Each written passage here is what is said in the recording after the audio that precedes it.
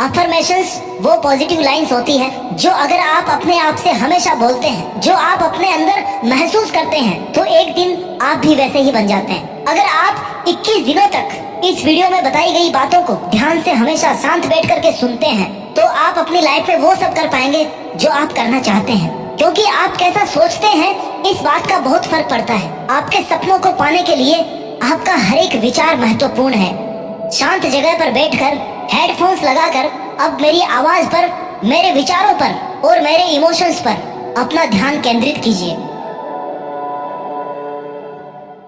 आज का दिन नया है और मैं इससे पूरी तरह से जीने के लिए तैयार हूँ। मैं अपने अंदर की शक्ति को पहचानता हूँ और उसे सही दिशा में इस्तेमाल करता हूँ। आज मैं अपने सभी कामों को ध्यान लगाकर करूँगा। मैं हर दिन अपने जीवन के हर पल का आनंद लेता हूँ और उत्साह से जीने का संकल्प लेता हूँ। मैं अपने जीवन में अच्छे बदलाव के लिए मेहनत करता हूँ। हर दिन मैं अपनी खुशी और सफलता के लिए कुछ ना कुछ नया करता हूँ। मैं आज के दिन को पूरी तरह से, पूरी ईमानदारी से और पूरे डेडिकेशन से जी रहा हूँ। मेरी जिंदगी में एक मकसद है। मैं अपने आप में खुश रहता हूँ। मेरा सबसे बड़ा मित्र मैं स्वयं हूँ। मैं चाहूँ तो इस पूरी कायनात को अपनी ताकत दिखा सकता हूँ।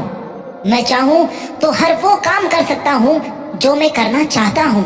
मुझ में ब्रह्मांड की वो असीम ताकत है जिस ताकत से इस ब्रह्मांड का हर एक छोटे से छोटा और बड़े से बड़ा कण बना है। मैं उस परमात्मा का ही एक अंग हूँ, इसलिए मैं बहुत ताकतवर हूँ। मेरे विचारों में सकारात्मकता है। मेरे अंदर वो शक्ति है जिससे मैं इस दुनिया को जीत सकता हूँ। मेरे अंदर वो शक्ति है जिससे मैं वो सब कर सकता हूँ जो मैं करना चाहता हूँ। मैं अपने आप से बहुत प्यार करता हूँ। मैं हर दिन अपने लक्ष्य के पास जाता रहता हूँ। मैं हर दिन अपने लक्ष्य के और करीब आ जाता हूँ। मैं हर दिन अपने जीवन में अपना आत्मविश्वास बढ़ा रहा हूँ। मैं अपने जीवन में अच्छा कर रहा हूँ। मैं उन सपनों के लिए काम कर रहा हूँ जो मेरे लिए पाना बहुत जरूरी है। मैं हर दिन अपने जीवन में न्याय, सत्य और ईमानदारी को महत्व देता हूँ और इन्हीं से अपने आचरण को शुद्ध बनाता हूँ। मैं हर दिन अपने विचारों को अपने काबू में रखता हूँ। मैं हर दिन केवल सकारात्मकता के बारे में सोचता हूँ। मैं हर दिन अपने आप को और ज्यादा ताकतवर बनाता हूँ, क्योंकि मैं अपने विचारों को ताकतवर बनाता हूँ। इस दुनिया में जो कुछ भी बना है वो मैं हासिल कर सकता हूँ। मैं जो कल्पना करता हूँ वह हासिल कर सकता हूँ। मेरी कल्पना ही मेरी सीमा है और चूंकि मेरी कल्पना की कोई सीमा नहीं है, इसलिए मैं सीमा रहित हूँ। मैं लिमिटलेस हूँ। मेरी सोच अनंत है। जिस तरह से ये ब्रह्मांड अनंत है, उस तरह से मेरी भी सोच और सकारात्मकता अनंत है। मेरी ऊर्जा अनंत है और इसी अनंत ऊर्जा से मैं वो सब काम कर सकता हूँ जो मैं करना चाहता हूँ। मुझे बुलंदियों पर पहुँचना आता है। मुझे अपने सपनों को हासिल करना आता है। मुझे अपने सपनों के लिए मेहनत करना आता है। मुझे लोगों को जीतना आता है। मुझे अच्छे से बात करना आता है। मुझे अपने आप को मेंटेन रखना आता है। मुझे अपने जीवन को बदलना आता है। मेरा जीवन एक सकारात्मक तरीके से बदल रहा है। मेरे जीवन में मैं वो सब काम कर रहा हूँ जो अच्छे हैं और जिनको मैं करना जरूरी मानता हूँ। मेरे पास जीवन जीने का एक लक्ष्य है और उस लक्ष्य को मैं किसी भी कीमत पर हासिल कर सकता हूँ और हासिल करना जानता भी हूँ। मुझ में कॉन्फिडेंस है। मेरा काम ही मेरे को संतुष्ट रखता है।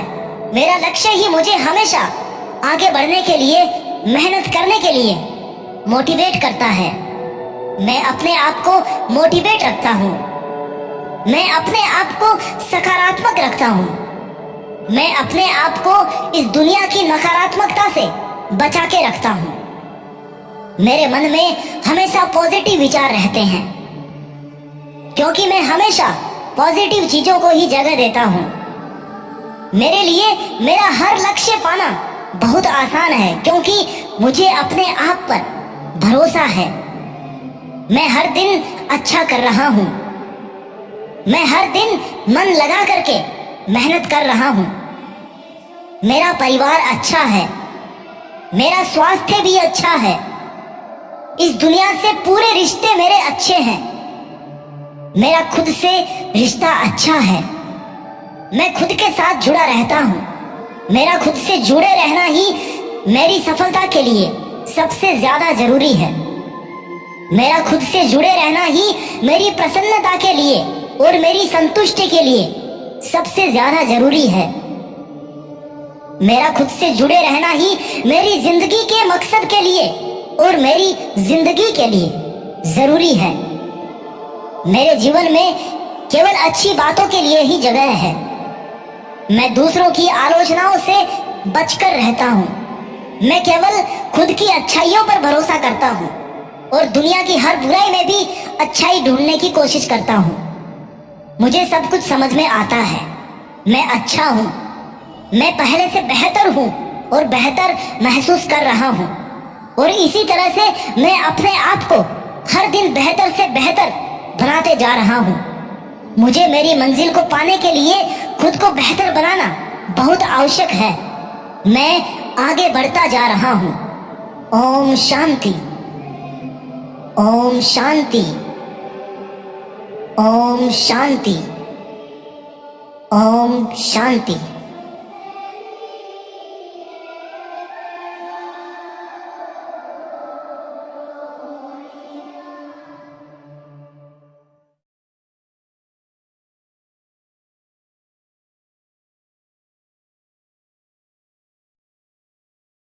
इमेजिन करो कि आप ट्रैवल करने के लिए कहीं गए और पूरी ट्रिप 50,000 रुपए की थी, जिसमें से 20,000 का आपको कूपन मिला। आप इन 20,000 का वहाँ पर कुछ भी खरीद सकते हो, लेकिन आपने क्या करा, वो यूज ना करके घर आ गए क्योंकि आप या तो भूल गए या फिर आपको टाइम नहीं मिला या आप थक गए थे बहुत ज्यादा। तो ऑफकोर्स बाद में आपको लगेगा कि यार काश मैं यूज कर लेता, 20,000 का मैं ये ले सकता था। अब एक और इमेजिन करो कि आपको रोज 1 लाख रुपए मिलते हैं और वो 1 लाख 24 आवर्स में खत्म हो जाएगा। फिर दूसरा 1 लाख आपको कल मिलेगा। ये 30 दिन तक होता है, लेकिन आपने पैसा ढंग से यूज नहीं करा क्योंकि आपका दिमाग काम नहीं कर रहा था, आपको सुस्ती आई हुई थी, व्हाटएवर। अब जाहिर सी बात है, ये इंसान सबको बेवकूफ लगेगा। कोई भी ऐसी गलती नहीं करेगा कि पैसा मिल रहा है लेकिन आराम से पड़ा है। हर कोई पूरा पैसा यूज करेगा, आई नो। पर बात पैसे की आती है तब हम खर्च कर लेंगे। वही बात आ जाए जो हमारे सपने हैं उसको पूरा करने के लिए, जो हमारे पास में टैलेंट और ज्ञान है जो हमने अब तक लिया है उसको यूज करने की, क्योंकि वो भी एक बैलेंस है जिसको हम खर्च नहीं कर रहे हैं। नॉलेज, एक्सपीरियंस और टैलेंट भी एक रकम है जो हमने कमाई है, लेकिन उसको हम स्पेंड अच्छे से नहीं करते हैं। क्यों नहीं करते हैं? सबसे बड़ा दुख खाली बैठने का नहीं है। अगर कुछ नहीं आता है, कुछ नहीं सीखा है, तब खाली बैठे हैं तो इतना दुख नहीं है। लेकिन तकलीफ तब होती है जब आता सब कुछ है लेकिन करा नहीं और बाद में पछतावा करते हैं कि यार कर तो सकता था। कोई भी इंसान ये जिंदगी पसंद नहीं करेगा कि उसको आता बहुत कुछ है, करना बहुत कुछ आता है, लेकिन उसका सेल्फ डिसिप्लिन कम होने की वजह से उसने करा नहीं। अगर आपके साथ में ऐसा होता है तो सपने बचाने का एंटीट्यूड लेके आए हो, सेल्फ डिसिप्लिन बढ़ाने का तरीका जाने के, एक पॉइंट को ध्यान से सुनना, आ जाओ। सबसे पहला पॉइंट है सक्सेस। ऐसा नहीं है कि हमें पता ही नहीं है कि करना क्या है। सबको पता होता है कि मुझे क्या करना है, क्या पाना है, लेकिन दिक्कत आती है सेल्फ डिसिप्लिन की। जेफरी कॉलिंस के अकॉर्डिंग ज्यादातर लोग अपनी जॉब के पहले साल में ही सब कुछ सीख लेते हैं, उसके बाद में वो सीखना बंद कर देते हैं। लेकिन जो कामयाब लोग होते हैं वो कामयाबी के बाद भी कुछ मिल जाता है, उसके बाद भी वो सेल्फ डिसिप्लिन रखकर सीखते ही रहते हैं। द मिलेनियर नेक्स्ट डोर के राइटर ने 25 सालों तक 500 मिलेनियर्स के इंटरव्यू लिए और 10,000 से भी ज्यादा सर्वे किया, तो पता लगा कि 85% मिलेनियर्स ने ये कहा कि उनके पास में बेटर एजुकेशन नहीं थी, ना उनकी इंटेलिजेंस इतनी खतरनाक थी, लेकिन एक चीज उनके अंदर ये थी कि वो दूसरों से भी ज्यादा मेहनत करने के लिए रेडी रहते थे। ब्रायन ट्रेसी, जिनकी बुक को हम इस पूरी वीडियो में निचोड़ रहे हैं, इनका ये सवाल था कि क्यों कुछ लोग अच्छा बेच पाते हैं, सेलिंग में अच्छे होते हैं। तो एक दिन टॉप सेल्समैन ने इनको जवाब दिया कि दुनिया के 20% सेल्समैन 80% पैसा कमाते हैं, जो कि आपको 80-20 का रूल पता भी होगा। ब्रायन ट्रेसी और जान रहे थे तो इनको पता लगा iron law of the universe, यानी कि इस पूरी यूनिवर्स में हर इफेक्ट कोई कारण से होता है। बिना कारण कोई इफेक्ट, बिना कॉज कोई इफेक्ट हो नहीं सकता, कोई बदलाव आ नहीं सकता। एनर्जी आपको पता ही होगा, ना खत्म हो सकती है ना बन सकती है, ये सिर्फ ट्रांसफर हो सकती है। इसलिए जो लोग हद पार मेहनत करते हैं इनको हद पार रिजल्ट्स मिलते हैं। इसी तरह से अगर कामयाब लोग जो करते हैं वो सेम चीज आप बार बार रिपीट मोड पे करते हो, तो आपको भी वो मिलने के चांसेस बढ़ जाते हैं जो उनके पास है, जिनको देखकर आप एक्शंस ले रहे हो। ब्रायन ट्रेसी के सेमिनार में एक इंसान आता है और कहता है कि तुम्हारे प्रोग्राम जो है वो ठीक होते हैं, लेकिन एक पॉइंट पे आकर के ग्रोथ जो है वो रुक जाती है। वो कहते हैं कि मैंने आपके सेमिनार्स अटेंड करे और 3 साल तक मुझे काफी रिजल्ट्स मिला, मैं कंपनी का टॉप सेल्समैन भी बन गया, लेकिन फिर एक सैचुरेशन आ गया है, पिछले 2 साल से कोई भी ग्रोथ नहीं हो रही है। सो ब्रायन ट्रेसी उनसे पूछते हैं कि पिछले 2 साल में तुम ऐसा क्या है जो तुम नहीं कर रहे हो। तो जवाब में उसको मिल गया कि यार मैं वो वाली मेहनत नहीं कर रहा हूँ या फिर वो वाली लर्निंग नहीं कर रहा हूँ जो मैं पहले किया करता था। जिस तरह से जिम जाना बंद करते हैं बॉडी डाउन होना शुरू होती है, उसी तरीके से जब आप लर्निंग बंद करते हो तब आपका दिमाग भी चलना बंद होता है, वो उस तरह से सोचना बंद कर लेता है जो पहले सोच रहा था। सेल्फ डिसिप्लिन में अब हम बात करते हैं रेपिटेशंस की। 19th सेंचुरी की बात है, हेनरी स्टैनली ने कॉन्गो रिवर जब एक्सप्लोर करा था तब इनको उस वक्त का बहुत ज्यादा डिसिप्लिन इंसान माना जाता था। इन्होंने जर्नी स्टार्ट करी थी 214 लोगों के साथ में और अंत में आते आते 119 लोग बचे थे। पूरे 999 दिन देने के बाद में कॉन्गो रिवर जो है उसका वो उन्होंने पूरा मैप बना लिया था। अब इनसे पूछा गया कि आपके डिसिप्लिन का कारण क्या था, क्योंकि इनको जंगल में रहना है, चैलेंजेस फेस करने हैं, खाना पीना रहना बहुत डिफिकल्ट था। तो इन्होंने ये लगभग 1000 दिन निकाले कैसे। तो इन्होंने बताया कि मेरे डिसिप्लिन का राज ये था कि मैं डेली उठता और अपनी बियर्ड को शेव करता। आप लोग कहिए यार बियर्ड शेव करना ये क्या बात है। तो इसकी साइकोलॉजी ये थी कि वो रोज सुबह उठकर शेव करते हैं, चाहे कैसे भी हाल हो। इनको ये करने से कॉन्फिडेंस आता, इनको लगता है कि यार चाहे कुछ भी हो जाए, कितना भी बुरा हो जाए, एक चीज ऐसी है जो मेरे कंट्रोल में है और एक चीज ऐसी है जो मैं करता हूँ। और वो जितनी बार अपने आप को क्लीन शेव देखते हैं, इनको ये ट्रिगर होता है कि मैं एक डिसिप्लिन इंसान हूँ, मैं जो ठान लेता हूँ वो कर लेता हूँ। एक तरह से इनका सेल्फ स्टीम जो है वो स्ट्रॉन्ग होता है। इसीलिए आपने नोटिस करा होगा, आप एक चीज ढंग से करते हो, उसके कॉन्फिडेंस से आप दूसरी चीज भी अच्छे से करने लगते हो। आते हैं नेक्स्ट पॉइंट पर। कोई भी इंसान डिसिप्लिन रहता है तो वो उसका एक कैरेक्टर होता है। मेहनती इंसान का अपना एक कैरेक्टर होता है। मुश्किल रास्ता और बड़ा तरीका अपनाना किसी का कैरेक्टर बन जाता है। वही जो आसानी की तरफ जाता है उसका कैरेक्टर बन जाता है कि मुझे आसान चीजें पसंद है, मुझे मुश्किल नहीं पसंद। लेकिन जो टफ गेम खेलता है उसको अच्छा लगता है, इसको रिवॉर्ड मिलता है और ये रिस्पेक्ट अर्न करता है, उसका कैरेक्टर बन जाता है। सो जब आपकी पर्सनैलिटी अच्छी होती है तब भी आप डिसिप्लिन में रहते हो। पर्सनैलिटी बनती है 3 चीजों से। नंबर 1 कि आपको किसको देख के लगता है कि यार मुझे भी ऐसा कुछ करना है, ये बड़ा मेहनती आदमी है, मुझे भी इस तरह से कुछ करना है। नंबर 2 आपकी सेल्फ इमेज और नंबर 3 आपका सेल्फ स्टीम, आप अपने आप को कितना पसंद करते हो। फिर आता है रेस्पॉन्सिबिलिटी। रेस्पॉन्सिबिलिटी की वजह से भी आपका डिसिप्लिन बना रहता है। जो इंसान एक बार ये मान लेता है कि मेरी लाइफ में जो भी हो रहा है या फिर जो भी होगा उसका रेस्पॉन्सिबल, उसका जिम्मेदार मैं खुद हूँ, तब उसके बाद में उसकी लाइफ में डिसिप्लिन आ जाता है। वो इंसान एक्शंस लेता है। क्यों? क्योंकि उसको पता है कि अभी भी मैं जिम्मेदारी लेकर काम नहीं करूंगा तो आगे के हालातों की भी जिम्मेदार मैं खुद ही हूँ। ये दिमाग में आता कहाँ से है? बचपन में क्या होता है कि हमारे पेरेंट्स हमारे डिसीजन देते हैं और उनके हाथों से कुछ भी गलती हो जाती है तो हमारे माइंड में ये बैठता है कि यार उन्होंने ये कर दिया, इस वजह से मेरे साथ में ये हो गया, क्योंकि मेरे हाथ में कंट्रोल नहीं था। लेकिन अब जब हम बड़े हो चुके हैं तब भी हमारे माइंड में ये चलता है कि कुछ भी गलत होता है या फिर कुछ भी हमारी लाइफ में होता है तो हम ये मानते हैं कि यार किसी न किसी की वजह से हुआ है। लेकिन जब हम रेस्पॉन्सिबिलिटी लेते हैं, जब हम ये मानते हैं कि एक चीज पल पल की चीज जो होती है वो मेरी ही वजह से होती है, तब जाकर के लाइफ में डिसिप्लिन आता है। ऐसा करने से कॉन्फिडेंस बढ़ता है और खुद पे कंट्रोल बढ़ता है, यानी कि वो डिसिप्लिन आते हो। फिर आता है डिसिप्लिन का ताल्लुक जो है वो डाइट से भी है। You are what you eat, जो आप खाते हो वो आप होते हो। कोलंबिया यूनिवर्सिटी के रिसर्चर ने एक रिसर्च करी। इन्होंने क्या करा कि 10 महीनों की सारी केस फाइल्स निकाली, जितने भी जेल के कैदियों को जमानत मिलने वाली थी उस पर रिसर्च करी इन्होंने। अब सवाल इनका ये था कि जज के सामने किसी भी कैदी के जमानत मिलने के चांसेस कितने होते हैं। अगर सबके सेम टाइप के केसेस होते हैं, सारे कैदी एक जैसे होते हैं, सेम टाइप के उन्होंने फ्रॉड कर रखे हैं, तब एक बार सब पे रिसर्च करी गई कि किसको जमानत क्यों मिल रही है, क्या दूसरा कारण है। तो जब जितने भी केसेस की सुनवाई के ऊपर स्टडी करी गई तो साइकोलॉजिस्ट ने केस के टाइम नोटिस करा और हैरान हो गए ये देखकर कि जिनको लंच से पहले कोर्ट में पेश करा गया था उनको जमानत मिलने के चांसेस केवल 10% थे, जिनको लंच से पहले पेश करा गया था। लेकिन जिन कैदियों को लंच के बाद में कोर्ट में पेश करा गया था इनके जमानत मिलने के चांसेस 65% हो गए थे। ये बड़ा ही अजीब कारण सामने आया, लेकिन ऐसा इसलिए हुआ क्योंकि इंसान का खुद पे कंट्रोल करना या उसकी जो विल पावर होती है वो लिमिटेड होती है। जजेस किसी को भी जमानत दे रहे थे तब इनको बहुत सोचना होता है कि यार फिर से ये क्राइम करेगा या नहीं करेगा, क्या मुझे अब इसको छोड़ना सही रहेगा या नहीं रहेगा। तो बहुत ऊर्जा खर्च होती है, बहुत दिमाग खर्च करना होता है। और क्योंकि खाने से पहले, लंच से पहले ब्लड में ग्लूकोज कम, यानी कि एनर्जी जब कम होती है तो दिमाग खपाना वो चाहते नहीं है, इसलिए जमानत कैंसिल करके वो ये सोचते हैं कि इसको फिर से बाद में देखते हैं, मतलब एक तरह से पोस्टपोन करा गया। लेकिन जब लंच के बाद ग्लूकोज ज्यादा होता है, एनर्जी होती है, दिमाग खपाने के लिए वो रेडी होते हैं, तब चांसेस बढ़ जाते हैं उसके जमानत मिलने के, क्योंकि वो दिमाग खपा रहे हैं, तब 65% चांसेस हो रहे थे। इसका मतलब ये कि जो आपका डिसिप्लिन होने का जो ग्राफ है, जो अप डाउन होता है कभी कभी, वो काफी ज्यादा फैक्टर्स पे डिपेंड करता है। जैसे कि टाइम एक वजह हो सकती है, तभी कहते हैं कि आप अपना टाइम डिसाइड करो, किस वक्त आप अच्छा फील करते हो, उस वक्त वो काम करो जो बहुत जरूरी है। अभी हम जिस टॉपिक की बात कर रहे हैं वो है सेल्फ डिसिप्लिन, यानी कि खुद पे कंट्रोल करना, जिसके ऊपर आप कोको एफएम पर ऑडियो बुक सुन सकते हो जिसका नाम है the power of self discipline, जिसमें बता रखा है कि कुछ लोग बहाने बनाते हैं और कुछ लोग डिसिप्लिन में आकर के रिजल्ट्स बनाते हैं। क्योंकि आप या तो बहाने बना सकते हो या आप रिजल्ट्स बना सकते हो, आप दोनों नहीं बना सकते। कुकू एफएम पर इसी तरह की 10,000 से भी ज्यादा ऑडियो बुक्स अवेलेबल है कई कैटेगरीज में, जैसे कि बिजनेस, रिलेशन, सेल्फ हेल्प और ओरिजिनल कैटेगरी भी यहाँ पर आपको मिल जाएगी। मेंबरशिप लेते वक्त अगर आप कूपन कोड यूज करते हो CM50 तो आपको 50% ऑफ मिलेगा फर्स्ट मंथ की सब्सक्रिप्शन में केवल 49 रुपीज में 10,000 ऑडियो बुक्स का एक्सेस। आप स्क्रीन पर QR स्कैन करके भी ऐप को इंस्टॉल कर सकते हो, बाकी लिंक आपको डिस्क्रिप्शन में और कमेंट में मिल जाएगा। चलो आ जाओ वीडियो की तरफ। अब बात करते हैं नेक्स्ट पॉइंट की, जो की है कि जब आप किसी चीज में बहुत ज्यादा वक्त दे चुके होते हो तब आपका वो करने का मन कर जाता है। मतलब डिसिप्लिन रिसर्च करने से भी आता है। ब्रायन ट्रेसी का एक डेंटिस्ट था जो कि काफी पैशनेट था, उनको मतलब रिसर्च करना, पढ़ना, सीखना और नया करना बहुत शौक था। कोई भी नई बुक आती, सेमिनार आता, हमेशा वो अटेंड करता, पढ़ते सीखते रहते। तो एक बार वो हांगकांग चले गए इवेंट में, जहाँ एक मेंटर एक टेक्निक बताता है जहाँ दांतों को कम्प्लीटली नया लगाया जा सकता है। जैसे ही वो वहाँ से पूरा सीख लेते हैं तो वापस US आते हैं और US में वो अप्लाई करते हैं। उसके बाद में उनकी पूरी जिंदगी बदल जाती है सिर्फ उस इवेंट को अटेंड करने की वजह से। क्योंकि उसके बाद में जब ये वो चीज करने लगे तो इनका बहुत नाम हुआ, बहुत पैसा कमाया, लोग बहुत दूर दूर से इनके पास आने लगे अपने नए दांत डलवाने के लिए, और इन्हें पैसा कमाकर खुद का एक बहुत बड़ा हॉस्पिटल भी खोल दिया। जब आप रिसर्च करते हो, आपके सामने बार बार वो चीज आती है, जब आप अपने आप को घेरे रखते हो उस इन्फॉर्मेशन से, तब आपका डिसिप्लिन बढ़ने लगता है। क्योंकि आपने टाइम स्पेंड करा है, अब आपका वो करने का मन एक न एक दिन हो ही जाता है। जैसा कि आपने देखा होगा, आप सोशल मीडिया पे, इंस्टाग्राम पे, यूट्यूब पे जो भी चीज बार बार देखते हो, ट्रैवल की वीडियो, स्किल्स की, कुकिंग की, मनी मेकिंग की या फिर जिम की, तो उन वीडियोस को देखकर आप रिसर्च वाली वीडियो देखते हो और अंदर जाते हो, एक टाइम स्पेंड करते हो, तो होता यह है कि एक टाइम के बाद आपका मन वो करने का हो ही जाता है और जिम चले जाते हो। फिर आता है नेक्स्ट पॉइंट,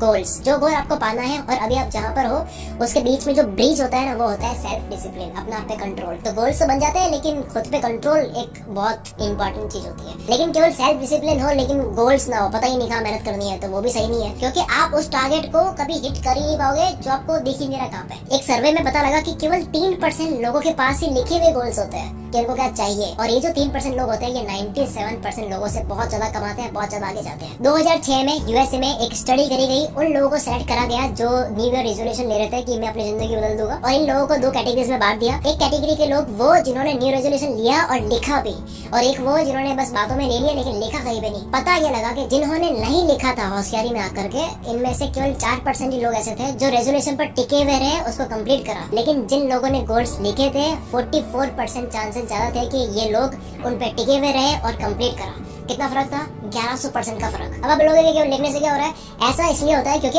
आप उस बात पे पूरा कॉन्सेंट्रेट होके एकदम लिख रहे हो, दिमाग में गहरे तरीके से उतार रहे हो, सब कॉन्शियस माइंड में आप उतार रहे हो, पूरा आप सीरियस हो रहे हो, जिसके बाद में आपका दिमाग उन्हीं चीजों के बारे में सोचता है और आपको करने के लिए फोर्स करता है जो जरूरी है, जो इंपॉर्टेंट है, क्योंकि वो आपने भेजे में उतार दिए लिख लिख कर। इसलिए कहते हैं गोल्स लिखने चाहिए। और गोल्स लिखना बहुत आसान है, 7 स्टेप्स में आप गोल लिख सकते हो। पहला ये कि आपको स्पेसिफिकली पता होना चाहिए कि भाई मुझे क्या चाहिए। आप ऐसा नहीं बोल सकते कि मुझे बहुत पैसा कमाना है, कितना कमाना है स्पेसिफिकली। दूसरा ये कि सोच लिया तो उसको आप लिखो, ठीक है, पेपर पे। तीसरा ये कि जब आप लिख लेते हो तो उसको डेडलाइन लिख दो कि मुझे ये कब तक चाहिए। चौथा ये कि इन गोल्स को अचीव करने के लिए क्या क्या चाहिएगा, क्या करना होगा, वो स्टेप सारे लिख लो। पांचवा ये कि इन सारे कामों को, जो टास्क है, जो भी पूरा है, इनको ऑर्गेनाइज कर लो। पहले कौन सा करना है, बाद में कौन सा करना है, प्रायोरिटाइज कर दो, ठीक है। फिर छठा आता है कि आप एक्शंस लो, उनको करने लग जाओ। और सातवां आता है कि रोज आपको वो चीज करनी है जो आपको गोल्स की तरफ ले जाती है। दैट्स इट, इतना ही है। अब आता है नेक्स्ट पॉइंट पर, जो कि है पर्सनल एक्सीलेंस। आपने ऐसा हर बार देखा होगा, और मैं तो रोज ही देखता हूँ हर फील्ड में, कि बहुत कम टैलेंटेड लोग और कम होशियार लोग बहुत बड़ा कर जाते हैं, लेकिन ज्यादा होशियार और टैलेंटेड लोग जो है वो पीछे रह जाते हैं। उसका कारण होता है आगे जाने वाले लोग ये पर्सनल और प्रोफेशनल लेवल पे ये लर्निंग करते रहते हैं, लेकिन जो अपने आपको टैलेंटेड और होशियार मानते हैं ना, वो मतलब लिमिटेड रह जाते हैं। मतलब वो ज्यादा सीखने की ट्राई नहीं करते हैं, क्योंकि इंसान को तब नहीं मिलता जब वो चाहता है, इंसान को तब मिलता है जब वो उसके लायक बन जाता है। सो द पॉइंट इज, अपने से ज्यादा जानने वालों की रिस्पेक्ट करो, उनसे सीखो, उनसे बातें करो। इस दुनिया में आप जो भी सीखना या करना चाहते हो वो ऑलरेडी हजारों लोगों ने कर दिया है। इसलिए उनके बुक्स पढ़ो, उनके टॉक्स देखो, उनके पॉडकास्ट देखो, सेमिनार पे जाओ, उनके कोर्सेज लो, जितना हो सकता है उनसे ज्ञान लेकर अपना टाइम बचाओ, क्योंकि वो ऑलरेडी किसी ने कर दिया है। या फिर उनसे कांटेक्ट करने की ट्राई करो। अब इसके ऊपर भी ब्रायन ट्रेसी ने 7 स्टेप्स बताया कि कैसे आप लर्निंग कर सकते हो। नंबर 1 ये कि जो भी आपके अपॉइंटमेंट है, जो भी आपका काम है, उससे 2 घंटे पहले आपको उठना है। नंबर 2, जो भी आपको पाना है उसको बार बार आप लिखो, उसको बार बार सोचो, बोलो उसको, ताकि आपकी लर्निंग जो है वो करने का मन होता रहे। नंबर 3 ये कि जो भी आपका डे है वो एक दिन पहले दिमाग में घूमना चाहिए, कल मुझे क्या करना है। मतलब सोने से पहले आपको पूरा पता होना चाहिए कल उठ के क्या फोड़ना है। नंबर 4, एक टाइम पर एक ही चीज करनी है, बहुत सारी चीज नहीं करनी है, फोकस के साथ में करनी है। नंबर 5, खाली जब भी आप बैठे हुए रहो तो वीडियो, ऑडियो, टेक्स्ट के फॉर्मेट में आप सीखते रहो, हर वक्त सीखते रहो। नंबर 6, जब भी कोई भी कॉल या इवेंट या मीटिंग करते हो तो अपने आप से 2 सवाल करो कि मैंने क्या सही करा और क्या मैं और अलग कर सकता था। और सबसे आखिरी में, जब भी आप किसी इंसान से मिलती हो तो उसको ना करोड़ों का आदमी समझो। उसको समझो कि ये करोड़ों का क्लाइंट है मेरा, इससे मेरे को बहुत बड़ा फायदा होने वाला है, और सबकी रिस्पेक्ट आपको उस तरह से करनी है। नेक्स्ट पॉइंट पर आ जाता है करेज। जब भी आप कुछ करने से डरते हो, जब आप कंफ्यूज होते हो, जब आप फेल होने से डरते हो, जब आपके पास में आप कुछ कमा लेते हो उसको गंवाने से डरते हो, तो इससे होता है कि आप रिस्क नहीं ले पाते हो। और दूसरा ये कि आप बहुत बड़ी अपॉर्चुनिटी खो देते हो, मतलब जो चीज आप इजीली कर सकते हो वो भी नहीं कर पाते इसी डर की वजह से। इसका इलाज ऑथर देते हैं विजुअलाइजेशन, मतलब कि जो आप नहीं हो वो भी आप अपने आप को मानो। एक लाइन है कि आप साहसी बनो, लेकिन अगर आप साहसी नहीं हो तो अपने आप को साहसी मानो। एक अच्छे लीडर की 2 क्वालिटीज होती है। नंबर 1, उसका विजन बड़ा क्लियर होता है कि मुझे ये चाहिए, वो डरता नहीं, वो करने में रहता है। फिर दूसरा, उसका करेज बड़ा स्ट्रांग होता है, वो डरता नहीं है। मार्क ट्वेन यहाँ पर कहते हैं कि मैंने जिंदगी में काफी चीजों की चिंता करी और उनमें से ज्यादातर चीजें तो हुई भी नहीं। कहा जाता है कि 99% से भी ज्यादा चीजें जिनका हम डर रखते हैं, चिंता करते हैं, वो तो होती ही नहीं है। फिर आता है इसका ही मिलता जुलता पॉइंट जो कि है परसिस्टेंस। आप कुछ भी करने जाते हो, आप देखते हो कि यार ये मैं कर रहा हूँ तो क्यों हो रहा है, ये पनौतीपन मेरे पीछे ही क्यों है, कोई और कर रहा था उसको तो नहीं हो रहा था। तो ऐसा कोइंसिडेंट होते रहते हैं लाइफ में। आपको ना पॉजिटिव रहना होता है और आपको जबरदस्ती करना होता है। मैंने ऐसा देखा है कि जो इजीली सबसे हो गया लेकिन हमसे मुश्किल से हो रहा होता है, तो चांसेस बहुत ज्यादा होता है कि वो हमसे बहुत अच्छे तरीके से होगा। फिर आता है नेक्स्ट पॉइंट, वर्क, काम। लीडर्स जो होते हैं वो पैदा नहीं होते हैं, वो बनाए जाते हैं, और वो भी बाकी चीजों की तरह एक ही क्वालिटी से बनते हैं, वो है हद पार मेहनत।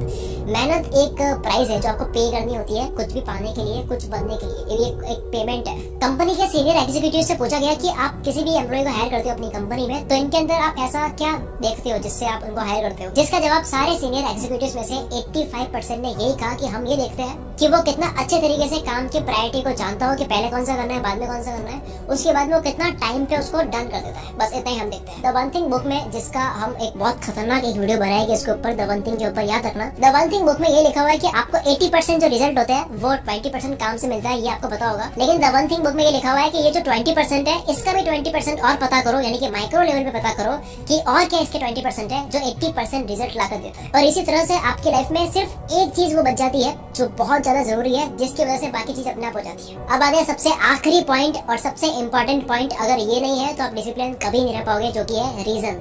वाई, क्यों करना है मुझे। देखो, कारण ही एक ऐसी चीज है जो आपसे वो करवा सकती है जो आप खुद भी नहीं सोच सकते। मैंने जरूरत वाली वीडियो में भी यही कहा था कि जब जरूरत बड़ी होती है तब मोटिवेशन हो ना हो आप उसको अंत तक कर लेते हो। बॉक्सिंग प्लेयर माइक टायसन जब एक बार अपने ऑपोजिशन को नॉक डाउन कर देते हैं तो सामने वाला दोबारा खड़ा होने की हिम्मत नहीं करता है। पर बस्टर डगलस, एक अमेरिकन बॉक्सर, माइक टायसन के नॉकडाउन करने के बाद में केवल उठे नहीं बल्कि उठने के बाद में इतिहास बदल दिया, क्योंकि इनका एक कारण था, और ये कारण माइक टायसन के उस पंच की चोट से कहीं ज्यादा बड़ा था। नॉकडाउन के बाद में जब बस्टर डगलस उठा तो दुनिया चौंक गई, ये क्या हो गया। इन्होंने फाइट बैक करने का कारण ये बताया कि मेरी मदर ने अपनी डेथ से पहले पूरी दुनिया को कह दिया था कि मैं माइक टायसन को हराऊंगा, और फाइट के 2 दिन पहले ही मेरी मदर की डेथ हुई। तब मैंने डिसीजन लिया कि अब मेरी मदर के लिए मैं जीऊंगा, उनकी जो बात उन्होंने कही है वो मैं सच करूंगा। गाइस, अगर आपको ये वीडियो पसंद आई है तो आपको मेरी एक प्लेलिस्ट है संपूर्ण ज्ञान के नाम से, वो आपको बिल्कुल बहुत ज्यादा पसंद आएगी, जिसमें यूट्यूब का संपूर्ण ज्ञान है, धन का संपूर्ण ज्ञान है, बिजनेस का संपूर्ण ज्ञान है, हेल्थ का संपूर्ण ज्ञान है, इसी तरह से कई वीडियोस आने वाली है। तो जाओ वो सारी वीडियोस देखो, स्क्रीन पर आपको प्लेलिस्ट कहीं पे दिख रही होगी। और मैं देखता हूँ कई लोग मेरी वीडियोस बिना सब्सक्राइब करके देखते हैं। अगर आपने अब तक सब्सक्राइब नहीं करा है तो जाओ सब्सक्राइब करो। 100 चैनल आते हैं रोज अपनी आंखों के सामने, लेकिन आपके भाई का चैनल जो है वो अलग है। बाकी कुकू एफएम का लिंक आपको डिस्क्रिप्शन में मिल जाएगा। मिलते हैं अगली वीडियो में। Wish you all the very best.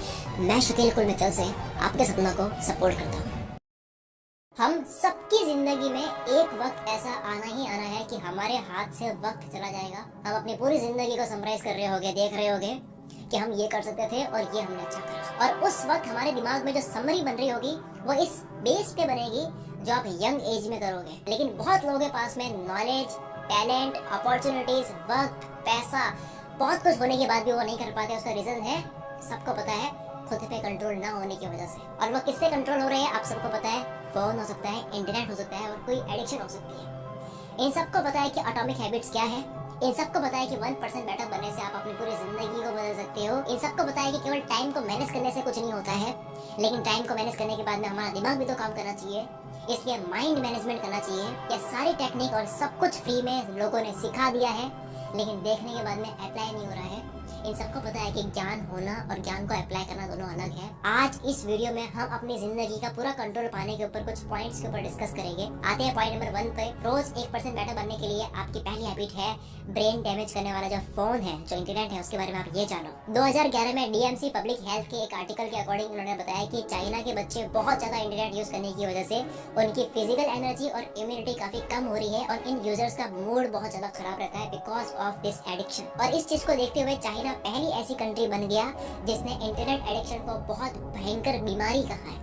इन्होंने यहाँ तक कह दिया कि टीनेजर्स के लिए मोबाइल की जो एडिक्शन है वो हेल्थ का सबसे बड़ा खतरा है। जून 2012 में फेसबुक ने एक ऐसी रिपोर्ट पब्लिश करी जिसके बाद में सारे फेसबुक यूजर्स भड़क गए। रिपोर्ट ये थी कि जनवरी मंथ में फेसबुक ने 6 लाख से भी ज्यादा यूजर्स को मैनिपुलेट करके उनके साथ में एक एक्सपेरिमेंट करा। क्या एक्सपेरिमेंट था? कुछ लोगों के होम पेज पर उनके न्यूज फीड में पॉजिटिव फोटोज, क्यूट फोटोज, जो बेबीज की फोटोज वैसी दिखाई गई और कुछ लोगों के न्यूज फीड में नेगेटिव फोटोज जैसे कि मरे हुए कुत्तों की फोटोज, ऐसी इस तरह से नेगेटिव फोटोज दिखाई गई। 7 दिन तक इनकी जो एक्टिविटी होती है, इन सारी एक्टिविटीज को ट्रैक करा गया। ट्रैक करने के बाद में देखा गया कि जिनको पॉजिटिव पोस्ट और ऐसे बेबीज की फोटोज, क्यूट फोटोज दिखाई जा रही थी, ये लोग भी अपनी जिंदगी में पॉजिटिव थे, पोस्ट भी ऐसे ही कर रहे थे। और जिनको नेगेटिव पोस्ट दिखाई जा रही थी, ये लोग भी नेगेटिव एक्टिविटी कर रहे थे, यानी कि ये वायलेंट क्रिएट करने वाली चीजें कर रहे थे। इससे 2 चीजें क्लियर होती है कि हम जो भी सोचते हैं, करते हैं, पाते हैं, वो डिसाइड करता है सोशल मीडिया आपके हाथ में जो फोन है वो। और दूसरा, सोशल मीडिया ना केवल हमारा वक्त बर्बाद करता है बल्कि उसको हम जब बंद भी कर देते हैं तब भी आपका दिमाग खराब करता है, यानी कि आपके इमोशंस के साथ में खेलता है। इसलिए आप इंटरनेट यूज करो तो आपको होश होना चाहिए कि आप क्या चला रहे हो, क्या देख रहे हो। 1% बेटर रोज बनने के लिए पॉइंट नंबर 2 है माइंड मैनेजमेंट, ना कि टाइम मैनेजमेंट। स्मार्ट वर्क करो ना कि हार्ड वर्क। ये बात सबसे पहले एलन एफ मॉर्गनस्टर्न ने 1930 में कही थी। और आज के वक्त में हम बहुत ज्यादा स्मार्ट वर्क करते हैं।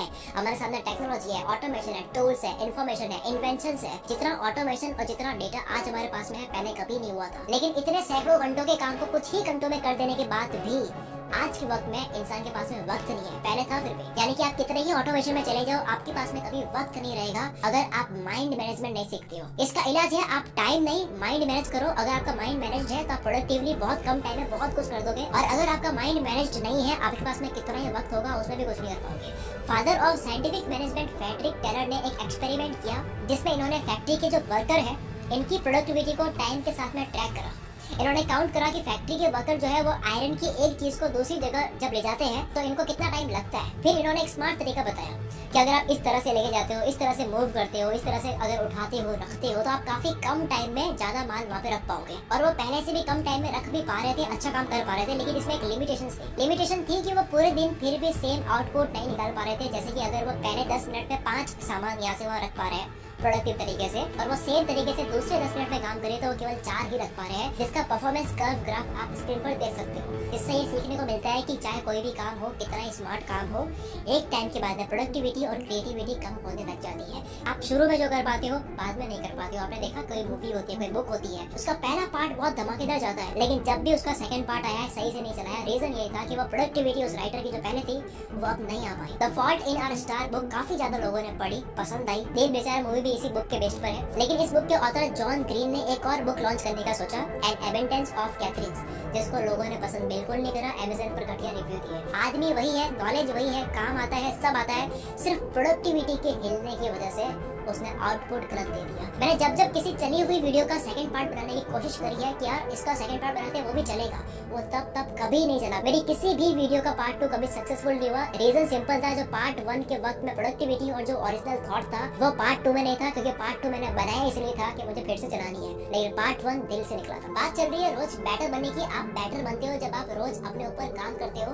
आप इसके ऊपर एक ऑडियो बुक सुन सकते हो जिसका नाम है 10% बेटर, जो कि है कोको एफएम पर। ये ऑडियो बुक उनके लिए बेनिफिशियल है जो ऑब्जर्व करते हैं, जो मिस्टेक पता लगाते हैं और उसके ऊपर काम करते हैं, सुधार लाते हैं। ये ऑडियो बुक स्ट्रेस दूर करने में हेल्प करेगी, आपको अच्छा सोचने में, आपको हेल्दी रहने में और आपको गोल अचीव करने में हेल्प करेगी। और इसी तरह यहाँ 10,000 से भी ज्यादा ऑडियो बुक कई कैटेगरीज में, जैसे कि बिजनेस, रिलेशन, सेल्फ हेल्प, और यहाँ एक ओरिजिनल कैटेगरी में भी ऑडियो बुक्स अवेलेबल है। मेंबरशिप लेते वक्त अगर आप कूपन कोड यूज करते हो CM50 तो आपको फर्स्ट मंथ में 50% ऑफ मिलेगा, यानी कि केवल 49 रुपीज में 10,000 ऑडियो बुक्स का एक्सेस। आप स्क्रीन पर दिए हुए QR कोड को स्कैन करके भी ऐप इंस्टॉल कर सकते हो। बाकी आपको लिंक डिस्क्रिप्शन में मिल जाएगा।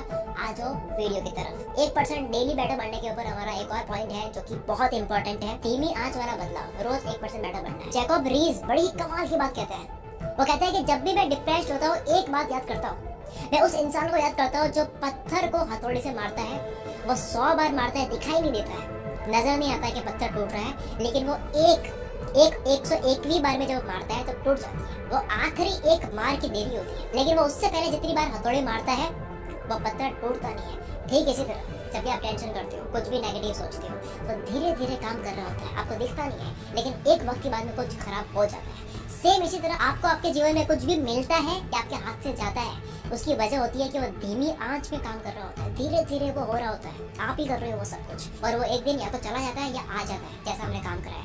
अगर रोज लापरवाही करें हेल्थ पर, हमें नजर नहीं आता है, लेकिन एक दिन कुछ हो जाता है। सेम इसी तरह से रोज अगर इन्वेस्ट करा जाए पैसा, वो आज नजर नहीं आया, लेकिन एक टाइम के बाद में कंपाउंड होकर बहुत ज्यादा लगता है। सेम अगर रोज किसी चीज पर काम करा जाए, स्किल पर काम करा जाए, अभी दिख नहीं रहा है, लेकिन एक टाइम के बाद लगेगा कि मैं क्या चीज हूं। एक बर्फ का टुकड़ा है, -4 डिग्री पर वो बर्फ है, 1 डिग्री कम करा -3, लेकिन अभी भी बर्फ है।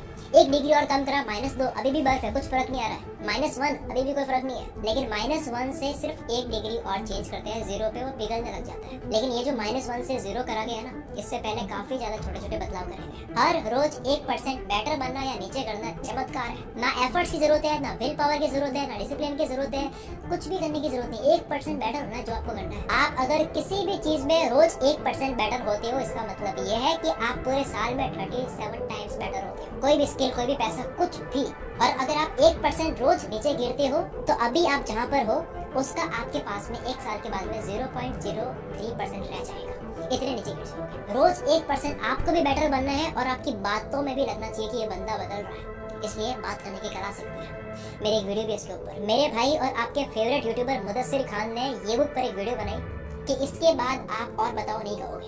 इसमें उन्होंने क्या बताया कि लोग आपसे बोर होते हैं जब आप यूजलेस वर्ड्स यूज करते हो, जब आप अच्छा, ओके, एक्चुअली, यू नो, ऐसे वर्ड बार बार यूज करते हो, तो लोग आपको सुनना नहीं चाहेंगे। इमेजिन करो मैं 10 मिनट की वीडियो को 30 मिनट तक ले जाता हूँ यही सब बोलते बोलते बीच बीच में, आप मुझे नहीं सुनोगे। अब इसको मैं एक बार एग्जाम्पल के थ्रू समझाता हूँ। किसी ने अगर पूछ लिया कि संडे को क्या करते हो, तो जवाब में अगर ये दिया जाए कि मैं संडे को थोड़ा मैं दोस्तों के साथ घूमने जाता हूँ, यू नो, स्पोर्ट्स जरूरी है, उसके बाद में फिर मैं नेटफ्लिक्स देखता हूँ, फिर काफ़ी अच्छा लगता है। लेकिन अगर इसके बजाय ये बोला जाए कि संडे को आप क्या करते हो, तो जवाब में आता है कि संडे को मैं बाहर दोस्तों के साथ घूमने जाता हूँ, स्पोर्ट्स खेलता हूँ, उसके बाद मैं घर आता हूँ, नेटफ्लिक्स वगैरह चलाता हूँ, फिर सो जाता हूँ। सेकंड वाले कॉन्वर्सेशन में अच्छा हूँ वगैरह नहीं है, शॉर्ट है, लेकिन इसमें भी एक कमी है। उस कमी को हम दूर करेंगे बीच में पॉज लगाकर। एक राइट पॉज जो होता है वो स्पीच को बहुत बेटर बना देता है, कॉन्वर्सेशन को बहुत अच्छा कर देता है। फॉर एग्जाम्पल, संडे को आप क्या करते हो, मैं हर संडे दोस्तों के साथ में घूमने जाता हूँ, मैं स्पोर्ट्स खेलता हूँ, मैं घर आता हूँ, फिर नेटफ्लिक्स चलाता हूँ, काफी मजा आता है। इसमें पॉज। लेकिन अब भी इसमें कमी है। वो कमी ये है कि कोई भी चीज आपसे पूछी जाए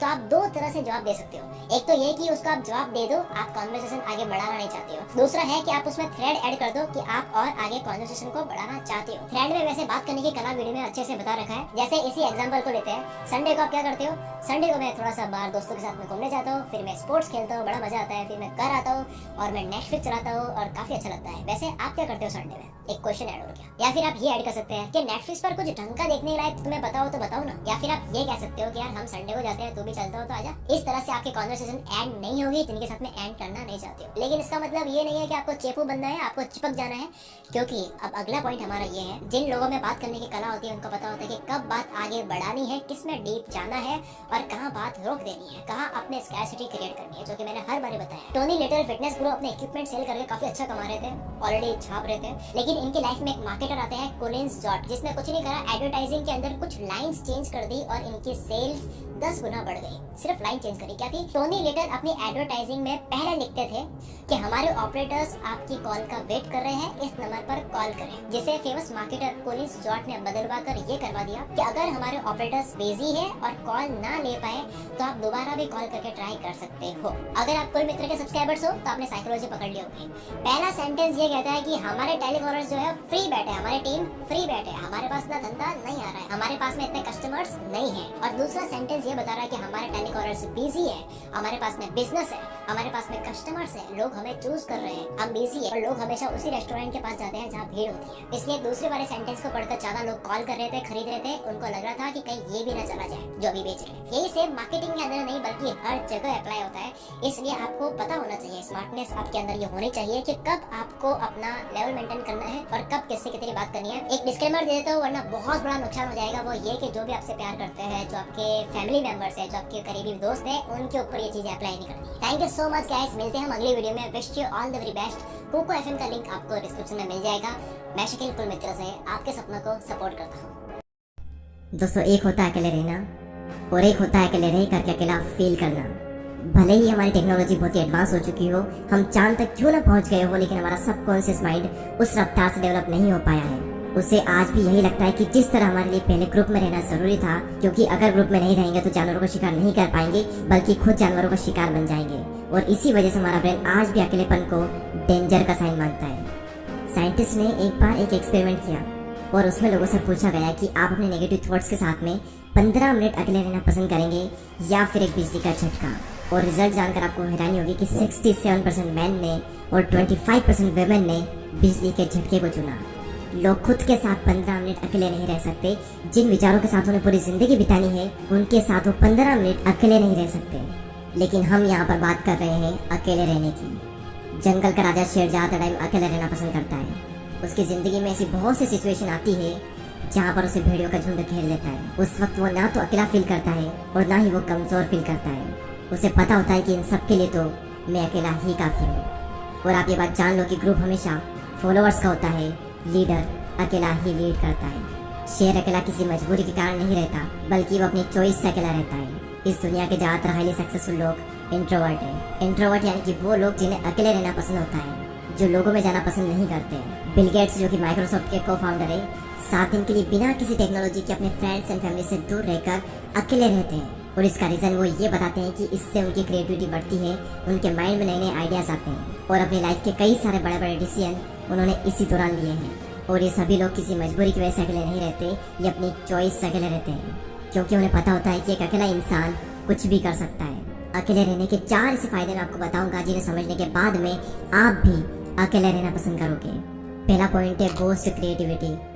निकोला टेस्ला, जो कि एक महान वैज्ञानिक रह चुके हैं, जिसकी वजह से हमारे घर में इलेक्ट्रिसिटी आ रही है, जिनकी वजह से आज हम इतनी गर्मी में एशियन कूलर की हवा ले रहे हैं, जिन्होंने 300 से भी ज्यादा इन्वेंशन किए हैं। उनका कहना यह है कि be alone that is the secret of invention, be alone that is when ideas are born. अकेले रहो क्योंकि यही वो समय है जहाँ पर आइडियाज पनपते हैं। अकेले रहो क्योंकि यही वो टाइम है जब इन्वेंशन होते हैं। निकोला टेस्ला जब खोज कर रहे थे तब उनके पास कोई भी ज्यादा बड़ी टीम नहीं थी। उन्होंने ज्यादातर जो इन्वेंशन है वो अकेले रहकर अपनी लैब में किए। और रिसर्च बताती है कि जब आप अकेले होते हो और कुछ भी नहीं कर रहे होते हो, तब आपके ब्रेन के DMN यानी कि डिफॉल्ट मोड नेटवर्क में ज्यादा एक्टिविटी होने लगती है। और इसी नेटवर्क की वजह से इंसान क्रिएटिव सोचता है, उसके ब्रेन में नए नए आइडियाज आते हैं। सर आइजैक न्यूटन को भी क्रिएटिविटी का आइडिया तब आया था जब वो अकेले एक एप्पल ट्री के नीचे बैठे थे। मेरे इस यूट्यूब चैनल पर इतनी सारी वीडियो है, इनमें से एक भी वीडियो ऐसी नहीं है जो कि मैंने किसी के साथ बैठकर बनाई हो। सारी वीडियोस के आइडिया मुझे अकेले में आए हैं और सभी वीडियो की स्क्रिप्ट मैंने अकेले बैठकर ही लिखी है। अगर मेरे साथ कोई है तो मैं कभी भी काम नहीं कर सकता। मुझे एकांत माहौल चाहिए क्रिएटिव सोचने के लिए। सेकंड पॉइंट है इंक्रीज्ड फोकस। जब आप अकेले रहोगे तो उन सभी लोगों से दूर रहोगे जो कि आपका ध्यान भटकाते हैं। आपका पूरा फोकस बस एक ही जगह पर रहेगा, आप चाह कर भी भटक नहीं सकते। आज से 4 साल पहले जब मैंने अपनी यूट्यूब जर्नी स्टार्ट की थी, तब मेरी लाइफ में सिर्फ 3 से 4 ही फ्रेंड थे और उनसे भी मेरा मिलना बहुत ही कम होता था। उस वक्त मैं ज्यादा टाइम अकेला ही रहता था और मुझे बहुत अच्छा लगता अकेले रहना, क्योंकि अकेले में मैं एक जोन में होता था। मैं भगवान का बहुत ही शुक्रगुजार हूँ कि उस वक्त मुझे लोग ज्यादा पसंद नहीं करते थे। मेरी लाइफ में बहुत ही कम लोग थे और उसी वजह से मैं फोकस कर पाया और आज कुछ बन पाया, सिर्फ और सिर्फ क्योंकि मैं आइसोलेशन में था। अब ये आइसोलेशन क्या होता है? एक होता है अकेले रहना और एक होता है अकेले रह करके अकेला फील करना। अकेले फील करना यानी कि लोनलीनेस, अकेलापन। इसके लिए आपकी लाइफ में 1 से 2 लोग होने चाहिए, कुछ खास लोग जिनसे आप टाइम टू टाइम मिल लें, अपने दिल की बातें शेयर कर लें और उसके बाद फिर खत्म। और एक होता है अकेले रहना यानी कि आइसोलेशन, जहाँ पर आपका focus, creativity and productivity next level पर होती है। आइडियाज आते हैं, हम ग्रो करते हैं, अपनी क्षमताओं का पूरा इस्तेमाल करते हैं। और यही हुआ मेरे साथ जब मैं आइसोलेशन में चला गया। तीसरा सबसे बड़ा फायदा सेल्फ अवेयरनेस, आप खुद को जान पाते हो। दोस्तों, एक बार मैं खाना खाने के बाद वॉक पर जा रहा था। रास्ता काफी लंबा था, आधा रास्ता बीत गया। उसके बाद मैंने अपने एक फ्रेंड को कॉल किया और जब मैंने कॉल किया, जब मैं बातों में लग गया, मुझे पता ही नहीं चला कि कब रास्ता खत्म हो गया और कब मैं रिटर्न घर पर आ गया। यानी कि अगर हम किसी के साथ में तो हमारा कितना ही टाइम निकल जाता है, पता भी नहीं चलता। बड़े बड़े रास्ते छोटे पड़ जाते हैं अगर हम किसी के साथ में होते हैं तो। लेकिन जब हम अकेले होते हैं तो वही समय, वही रास्ता थोड़ा लंबा लगता है और हम अपने बारे में ज्यादा सोच पाते हैं। सेल्फ अवेयरनेस के लिए, खुद को जानने के लिए अकेले रहना बहुत बहुत जरूरी है। और अगर आपको ये लगता है कि आप सेल्फ अवेयर हो, आप खुद को बहुत ही अच्छे तरीके से जानते हो, तो आप सभी लोग ये बात जान लो कि 5000 से लोग थे जिनको ये लगता था कि वो सेल्फ अवेयर हैं, लेकिन जब उनका सेल्फ अवेयरनेस का टेस्ट किया गया तो उनमें से सिर्फ 10 से 15% ऐसे लोग थे जो कि सेल्फ अवेयर थे, जिन्हें अपना पेशेंट पता था, जिन्हें अपनी स्ट्रेंथ पता थी, जिन्हें अपनी वीकनेसेस पता थी। बाकी लोगों के अंदर सारी चीजें, लेकिन उन्हें पता कुछ भी नहीं है। तो अकेले समय बिताओ और खुद को जानो, क्योंकि जो पूरी दुनिया को जानने में लगा रहता है वो किसी को भी नहीं जान पाता, लेकिन जो खुद को जान लेता है वो सभी को जान लेता है। नेक्स्ट पॉइंट यहाँ पर आता है मास्टर योर इमोशन। यहाँ पर फिर से वही बात आती है कि जो इंसान अपने इमोशंस को समझ लेता है वो पूरी दुनिया के इमोशंस को समझ लेगा। Royal Enfield, Mountain Dew, Maggi और ऐसी और भी कई सारी कंपनी के आपने एडवर्टाइजमेंट जरूर देखे होंगे। ये सभी कंपनी जब भी ऐड करती है तो ये कभी भी अपने प्रोडक्ट के बारे में बात नहीं करती है। वो ये नहीं बताती कि इनके अंदर क्या क्या इंग्रेडिएंट्स है, क्या क्या स्पेसिफिकेशन है, इसका टेस्ट कैसा है। उनका सिर्फ एक मकसद होता है कि उस एड को वो लोगों के इमोशन के साथ में कनेक्ट कर दे, क्योंकि उन्हें पता है कि लोग इमोशनली ज्यादा कनेक्ट होते हैं। अब सवाल यहाँ पर ये आता है कि ये जो मार्केटिंग कंपनीज है ये लोगों के इमोशन को समझ कैसे पाते हैं। सिंपल सा तरीका है कि ये लोग पहले खुद के इमोशन को समझते हैं, उसके बाद ये पूरी दुनिया के इमोशन को समझ जाते हैं। तो इन फ्यूचर में अगर आपको लोगों को इन्फ्लुएंस करना हो या फिर आपका कुछ भी ऐसा काम हो जहाँ पर आपको लोगों को इमोशनली कनेक्टेड करना हो, तो आपको खुद के इमोशन को मास्टर करना बहुत जरूरी है। और खुद के इमोशन को समझने के लिए आपको पहले खुद को समझना होगा, और खुद को समझने के लिए आपको अकेले रहना ही होगा। तो इसीलिए अकेले रहें, एकांत में रहें और अपनी पूरी आत्मा एक काम में डाल दो। एक दिन लोग आपसे मिलने को तरस जाएंगे। दोस्तों इस वीडियो में इतना ही। अगर आपको ये वीडियो अच्छी लगती है तो लाइक करें एंड चैनल को सब्सक्राइब करके बेल आइकन को प्रेस करें। मैं आपसे मिलूंगा अगले वीडियो में, तब तक के लिए जय हिंद, जय भारत।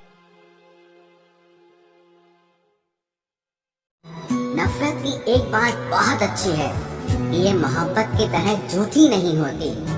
इतनी अजीब बात है ना, लोग कुछ पल खुश होने के लिए पूरी जिंदगी दुखी रहते हैं। शरारतें करो, साजिशें नहीं। हम शरीफ जरूर हैं लेकिन बेवकूफ नहीं। जब इंसान का दिल टूटता है ना, सिर्फ दिल ही नहीं टूटता, उसके साथ उसका भरोसा और लगाव भी टूट जाता है, जो सिर्फ आपसे होता है। परम शत्रु से भी ज्यादा खतरनाक होता है गलत दिशा में भटकता हुआ मन। रिश्तों को इस कदर आजमा चुके हैं कि अब अकेलेपन से मोहब्बत सी हो गई है। जिसके पास ज्यादा ऑप्शंस होते हैं वो किसी एक की फीलिंग कभी नहीं समझ पाते। किसी के लिए इतना भी क्या टूटना कि खुद के लिए मुस्कुरा ही ना पाओ। हमेशा किस्मत ही खराब नहीं होती, कई बार हम फैसले ही गलत ले लेते हैं। लोग अगर थोड़े से काबिल हो जाते हैं तो दूसरों को बेवकूफ समझने लगते हैं। आदमी के शब्द नहीं बोलते बल्कि उसका वक्त बोलता है। न जाने किस बात पे इंसान को नाज है, जो आखिरी सफर के लिए भी दूसरों का मोहताज है। नजर भी क्या चीज है, ये उसी को ढूंढती है जो इसे नजरअंदाज करता है। आशिक पैर पकड़ते हैं मेरे, मैं मोहब्बत भुलाने का हुनर सिखाता हूँ। ताल्लुकात बढ़ाने हैं तो कुछ आदतें बुरी रखो। ऐब ना हो तो लोग महफिलों में नहीं बुलाते। वजह चाहे जो भी हो, धोखा आखिर धोखा ही होता है।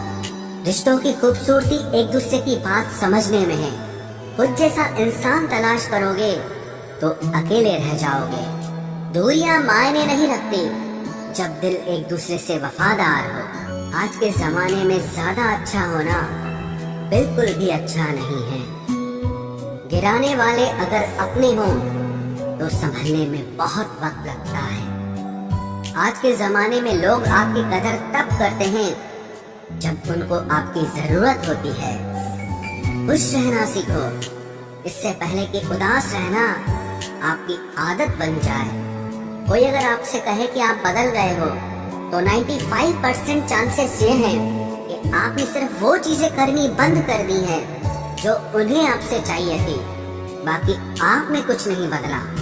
लौटते वो लोग हैं जो रूठ कर चले जाते हैं। टूट कर जाने वाला कभी लौट कर नहीं आता।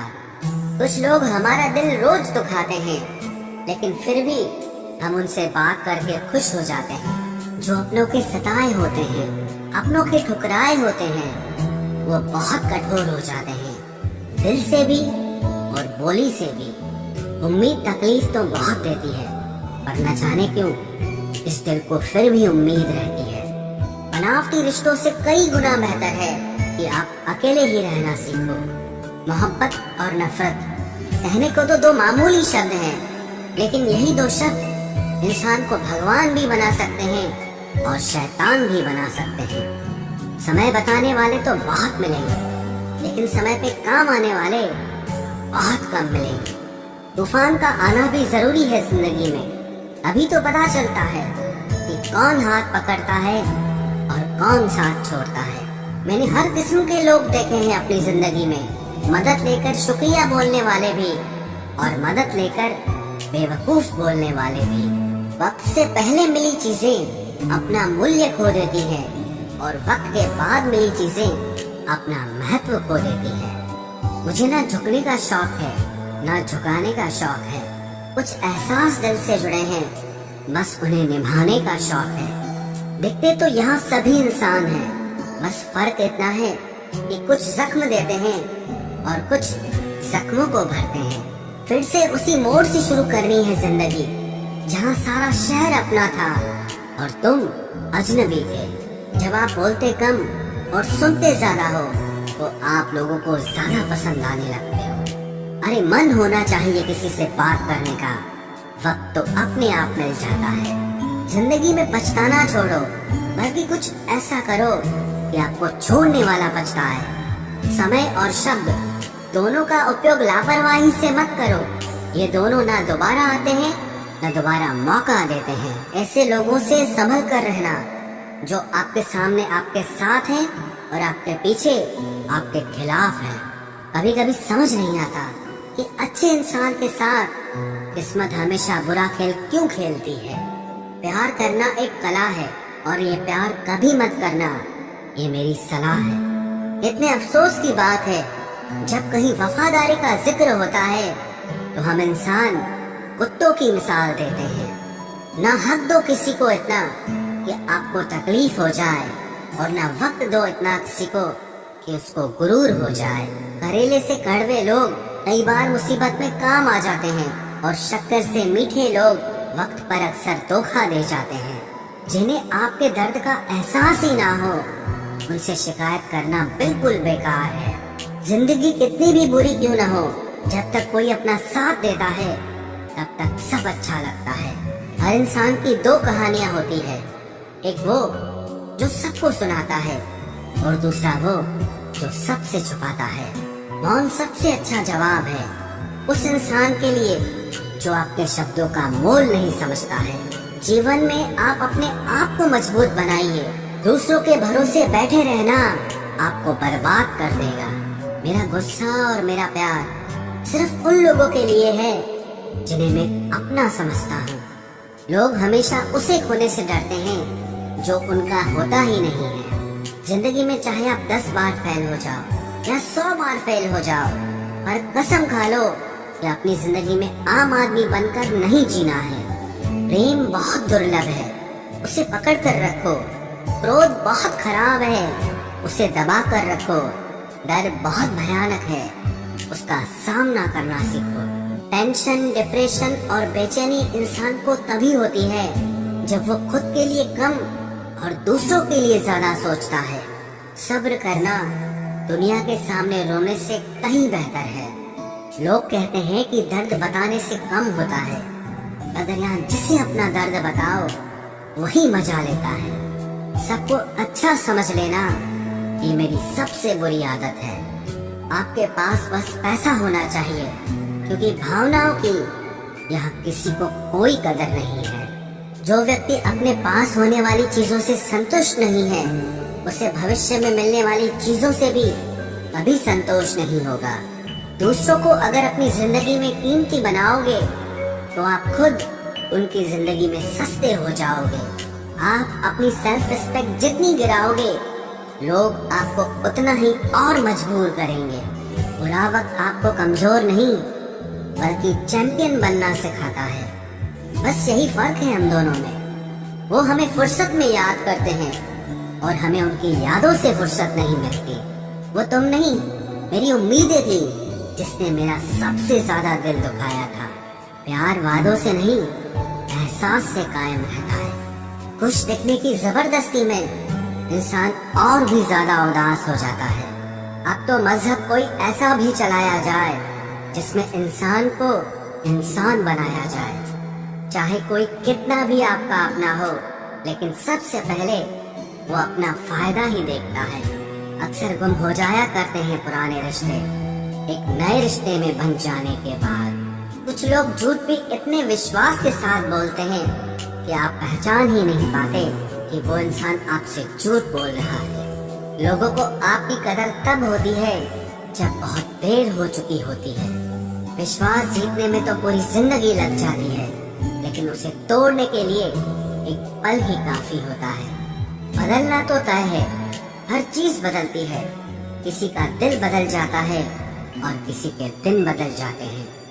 लोग इत्तेफाक से सिर्फ मिलते हैं, लेकिन बिछड़ते सब अपनी मर्जी से हैं। भूलना सीख लीजिए जनाब, इसी में आपका फायदा है, क्योंकि ये दुनिया भी आपके साथ यही करने वाली है। एक वक्त के बाद या तो दर्द खत्म हो जाता है या इंसान ही खत्म हो जाता है। चरण उनके छूने चाहिए जिनके आचरण पवित्र हों। किसी की आदत होना मोहब्बत होने से भी ज्यादा खतरनाक होता है। जो चीज आसानी से मिल जाती है ना, इंसान उसकी कभी कदर नहीं करता। मतलब के रिश्ते जितने जल्दी बनते हैं उतने ही जल्दी टूट भी जाते हैं। घमंड और अहंकार की वजह से इंसान खुद ही अपने रिश्तों को बिगाड़ लेता है। इंसान कभी भीड़ में नहीं खोता, इंसान खोता तब है जब वो अकेला होता है। कमजोर होते हैं कुछ इंसान, जहाँ गुस्सा आना चाहिए वहाँ पर रो देते हैं। कभी कभी बहुत कुछ होता है बोलने को, लेकिन मन की बात मन में ही रह जाती है। मैंने कभी किसी को आजमाया ही नहीं, जितना प्यार दिया उतना प्यार कभी पाया ही नहीं। किसी को मेरी भी कभी कमी महसूस हो, शायद खुदा ने ऐसा मुझे बनाया ही नहीं। आप चाहे कितना भी शिद्दत से निभा लो रिश्ते, लेकिन बदलने वाला इंसान फिर भी बदल जाता है। भूलने वाले तो सारे बच गए, मर तो वो गए जो अपनी मोहब्बत को भुला न सके। सच्चे दिल से टूटकर चाहने वाले आखिर में अक्सर खुद ही टूट जाते हैं। कपड़ों की मैचिंग बिठाने से सिर्फ शरीर सुंदर दिखेगा, रिश्तों और हालातों से मैचिंग बिठा लीजिए, आपकी पूरी जिंदगी सुंदर हो जाएगी। झूठी उम्मीद देने से बेहतर है कि सच बोलकर आप मना कर दो।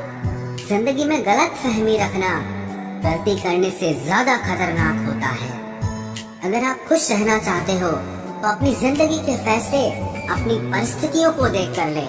दुनिया को देखकर अगर फैसले करोगे तो हमेशा दुखी रहोगे। जिंदगी होती तो अपनी ही है, पर ऐसे जीना दूसरों के लिए पड़ता है। लंबा धागा और लंबी जुबान केवल समस्या ही पैदा करते हैं, इसलिए धागे को लपेट कर और जुबान को समेट कर रखना चाहिए। आप क्या हैं ये जरूरी नहीं है, लेकिन आप में क्या है ये बहुत जरूरी है। बीता हुआ कल आपके दिमाग में है और आने वाला कल आपके हाथ में है। बहुत सा जीवन है इंसान का, लेकिन अहंकार सागर से भी बड़ा है। यहाँ हर एक शख्स मुसाफिर है, एक दिन यादों से भी चला जाता है। बीता हुआ कल कभी वापस नहीं आता, पर बीते हुए कल में लोगों का बर्ताव हर वक्त याद आता है। लोगों से ज्यादा उम्मीद मत रखो, वरना हमेशा उदास रहोगे और लोगों को जरा भी फर्क नहीं पड़ेगा। ये रिश्ते भी अजीब होते हैं, बिना विश्वास के शुरू नहीं होते और बिना धोखे के खत्म नहीं होते। मुसीबत के समय मदद का दिखावा करने वाले लोग अक्सर आपकी तबाही को देखकर बहुत खुश होते हैं। भरोसा तो अपनी सांसों का भी नहीं है और हम इंसानों पर कर लेते हैं। अब मुझे तकलीफ नहीं होती, चाहे कितनी ही ऊंचाइयों से मुझे गिराया जाए, क्योंकि मुझे उन हाथों ने धक्का दिया है जिन पर मुझे खुद से ज्यादा यकीन था। जो आपकी भावनाओं को समझकर भी आपको तकलीफ देता हो, वो आपका कभी नहीं हो सकता। आपका विश्वास चट्टान भी हिला सकता है और आपका शक आपके रिश्तों में चट्टान खड़ी कर सकता है। आप कभी ये मत सोचो कि आप अकेले हो, बल्कि ये सोचो कि आप अकेले ही काफी हो। जाया ना करो अपने अल्फाज हर किसी के लिए, बस खामोश रहकर देखो कि आपको समझता कौन है। एक वक्त ऐसा भी आता है जब इंसान दर्द सहना भी सीख जाता है। रूठने का हक तो अपने ही देते हैं, परायों के सामने तो मुस्कुराना ही पड़ता है। किसी को चाहना गलत नहीं होता, लेकिन किसी को चाहकर छोड़ देना बहुत गलत होता है। मैं जब डूबा तो समंदर को भी हैरत हुई। ये अजीब शख्स है, किसी को पुकारता ही नहीं। जो इंसान हमेशा खामोश रहता है, वो अपनी खामोशी में भी सब कुछ कह जाता है। सच्चा प्यार अक्सर गलत लोगों से ही होता है। केवल जिद की एक गांठ खुल जाए तो उलझे हुए सारे रिश्ते सुलझ जाएं। सब्र की एक बात बहुत अच्छी होती है, जब वो आ जाता है तो फिर किसी चीज की इच्छा नहीं रहती। अच्छे लोग खुशियां दे जाते हैं और बुरे लोग सबक दे जाते हैं। ये ऐसा युग चल रहा है जहां धर्म के नाम पर लड़ने को सब तैयार हैं, लेकिन धर्म के रास्ते पर चलने को कोई भी तैयार नहीं है। इस कलयुग में लोग भी कमाल करते हैं, भाई भाई बोलकर और फिर इस्तेमाल करते हैं। अपनी तकलीफ सिर्फ उन्हें बताओ जो आपका दर्द समझने के काबिल हो। खुद को इतना भी दिलासा मत दीजिए, क्योंकि कोई इतना भी बिजी नहीं होता कि उसे आपके लिए वक्त ही ना मिले। अक्सर आप बेवजह ही उनके लिए परेशान रहते हैं जो आपको अपनी परेशानी समझते हैं। दूसरों की जिंदगी में अपनी जगह ढूंढना बंद कर दो। विश्वास रखना, आप बहुत खुश रहोगे। वहम मत पालो कि हर रिश्ता खास होता है या हर अपना दिखने वाला शख्स ही आखिर में धोखेबाज होता है। जिंदगी में ऐसा एटीट्यूड अपनाओ कि जो जैसा है उसे उसी भाषा में समझाओ। बुरे वक्त में जो इंसान आपका साथ छोड़ दे तो ये मान लेना कि वो आपके साथ कभी था ही नहीं। मैंने जिसको जब जब मौका दिया उसने तब तब मुझको धोखा दिया। शिकायतों की भी एक इज्जत होती है, इसीलिए ये हर किसी से नहीं की जाती। अब डर घाव से नहीं, लोगों के साथ लगाव से लगता है। बहुत नजदीक से देख लिया है मैंने दुनिया को, तभी तो अब सबसे दूर जाकर बैठा हूँ। दूसरों की सोच से अधिक करके दिखाना, बस यही आपकी सफलता है। जिंदगी में अगर कुछ अलग करना चाहते हो तो भीड़ से हटकर चलना पड़ेगा। भीड़ आपको हिम्मत तो देती है, लेकिन आपकी पहचान छीन लेती है। किसी अपने को खो देने का डर इस दुनिया का सबसे बड़ा डर होता है। इसे सिर्फ वही समझ सकता है जिसने किसी अपने को खोया हो। कहते हैं छोड़ने वाले छोड़ ही जाते हैं, चाहे मुकाम कोई भी हो, और निभाने वाले निभा जाते हैं, चाहे हालात कोई भी हो। मैंने देखा है कि दिल दुखने से चेहरे की रंगत ही उड़ जाती है। मोहब्बत अगर सच्ची हो तो यादें बहुत दर्द देती हैं। रुक जाती है नजर एक हद के बाद। दिल करता है कि जहाँ तक तुम हो बस वहाँ तक देखूं। किसी से भी हद से ज्यादा उम्मीद मत रखो, क्योंकि लोग आपको उतना महत्व नहीं देते जितना आप समझ लेते हो। क्यों रोते हो आप उस इंसान को खोने से जिसे कोई फर्क नहीं पड़ता आपके होने और ना होने से। गिर गए कुछ लोग मेरी नजरों से अपने गुरूर और हरकतों की वजह से। बहुत महंगा पड़ गया कुछ सस्ते लोगों पर भरोसा करना। आंखों में छुपा हुआ दर्द बता देता है कि दिल नहीं, भरोसा टूटा है। लोग समझदार इतने होते हैं कि सामने वाले का हर झूठ पकड़ लेते हैं, पर प्यार में दीवाने इतने हो जाते हैं कि फिर भी सच मान लेते हैं। वक्त से जरा पूछ कर बताना कि क्या जख्म वाकई में भर जाते हैं। अकेले छोड़ने वालों को बताना जरूरी है कि हम खुद के लिए अकेले ही काफी हैं। मन का दुख शरीर के दुख से कई गुना ज्यादा तकलीफ पहुंचाता है, इसीलिए हमेशा अपने मन को प्रसन्न रखा करो। जहर से भी ज्यादा खतरनाक होती है ये मोहब्बत। जरा सा कोई चख ले तो फिर मर मर के जीता है। इस दुनिया में अगर जीना है तो तुम भी थोड़ा सा मतलबी बनना सीखो, क्योंकि यहाँ धोखा मिलते देर नहीं लगती। ये जो लोग हमें नीचे गिराने में लगे हैं, रिश्तों में ये सब हमारे अपने और सगे हैं। फर्क को जरा ठीक से समझो। आप महंगे हो और हम कीमती हैं। रिश्ता सिर्फ वही कायम रहता है जिसमें दोनों एक दूसरे को खोने से डरते हो। बेवजह नहीं होती हर किसी से मुलाकातें। किसी से सबक मिलता है तो किसी से ज्ञान मिलता है। याद तो बहुत आते हो, लेकिन अब मिलने का मन नहीं करता तुमसे। गलत दिशा में दौड़ने से बेहतर है कि सही दिशा में आराम से चलो। कोई अगर मुफ्त में भी दे तो मत लेना, क्योंकि दिल अभी और भी सस्ते होंगे। जुबान कड़वी है लेकिन दिल साफ है। कौन कब बदला है, मेरे पास सबका हिसाब है। बदलता वक्त और बदले हुए लोग कभी किसी के नहीं होते। दोस्त हालात बदलने वाले रखो, हालातों के साथ बदल जाने वाले नहीं। खुद के उसूलों पे मरना भी जायज है। किसी के साए में जिंदा रहने की मेरी कोई हसरत नहीं है। समस्या का गुलाम बनने वाले कभी खुद के भाग्य का निर्माण नहीं कर पाते।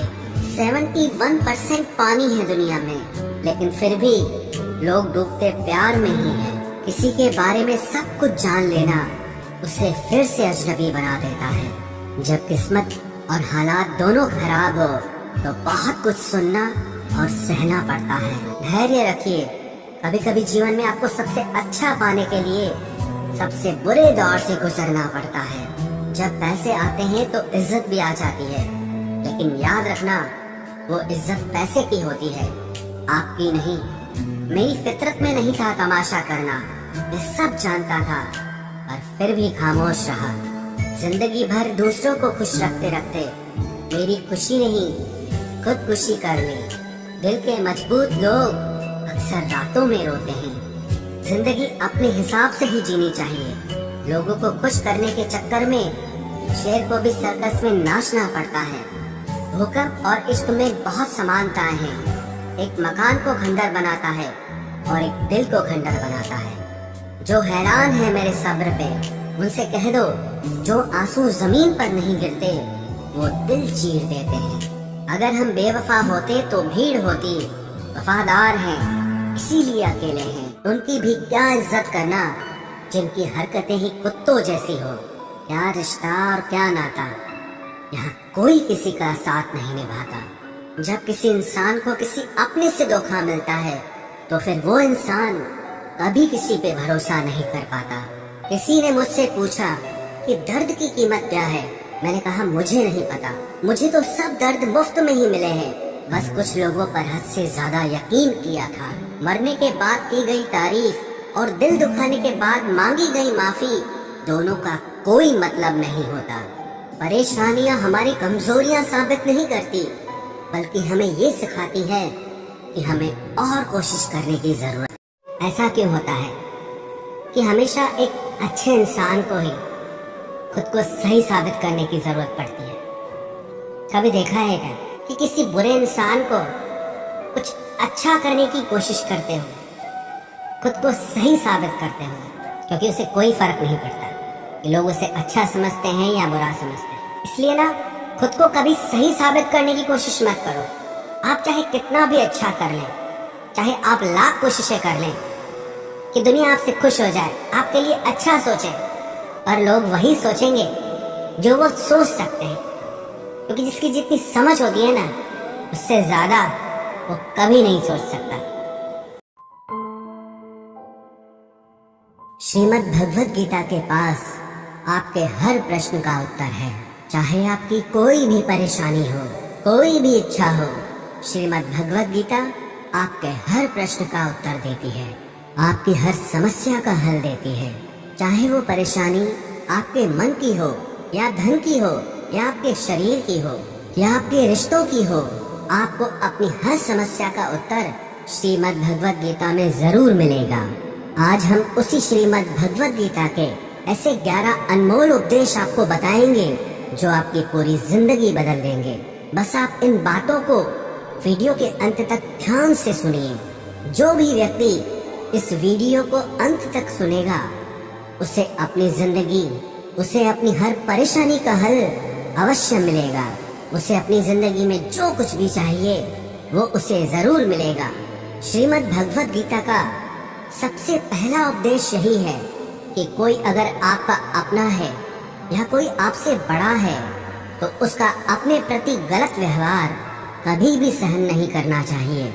ये गीता का उपदेश हमारी जिंदगी से भी जुड़ा है। हम भी अपने मन की अधिकतर तकलीफों को ये सोचकर जिंदगी भर सहते रहते हैं कि ये तो मेरा अपना है, ये तो मेरा बड़ा है, इसको हम कैसे कुछ कह सकते हैं? हम अगर नहीं सहेंगे, कुछ कह देंगे तो हमारे रिश्ते ही खराब हो जाएंगे, हमारे रिश्ते ही समाप्त हो जाएंगे।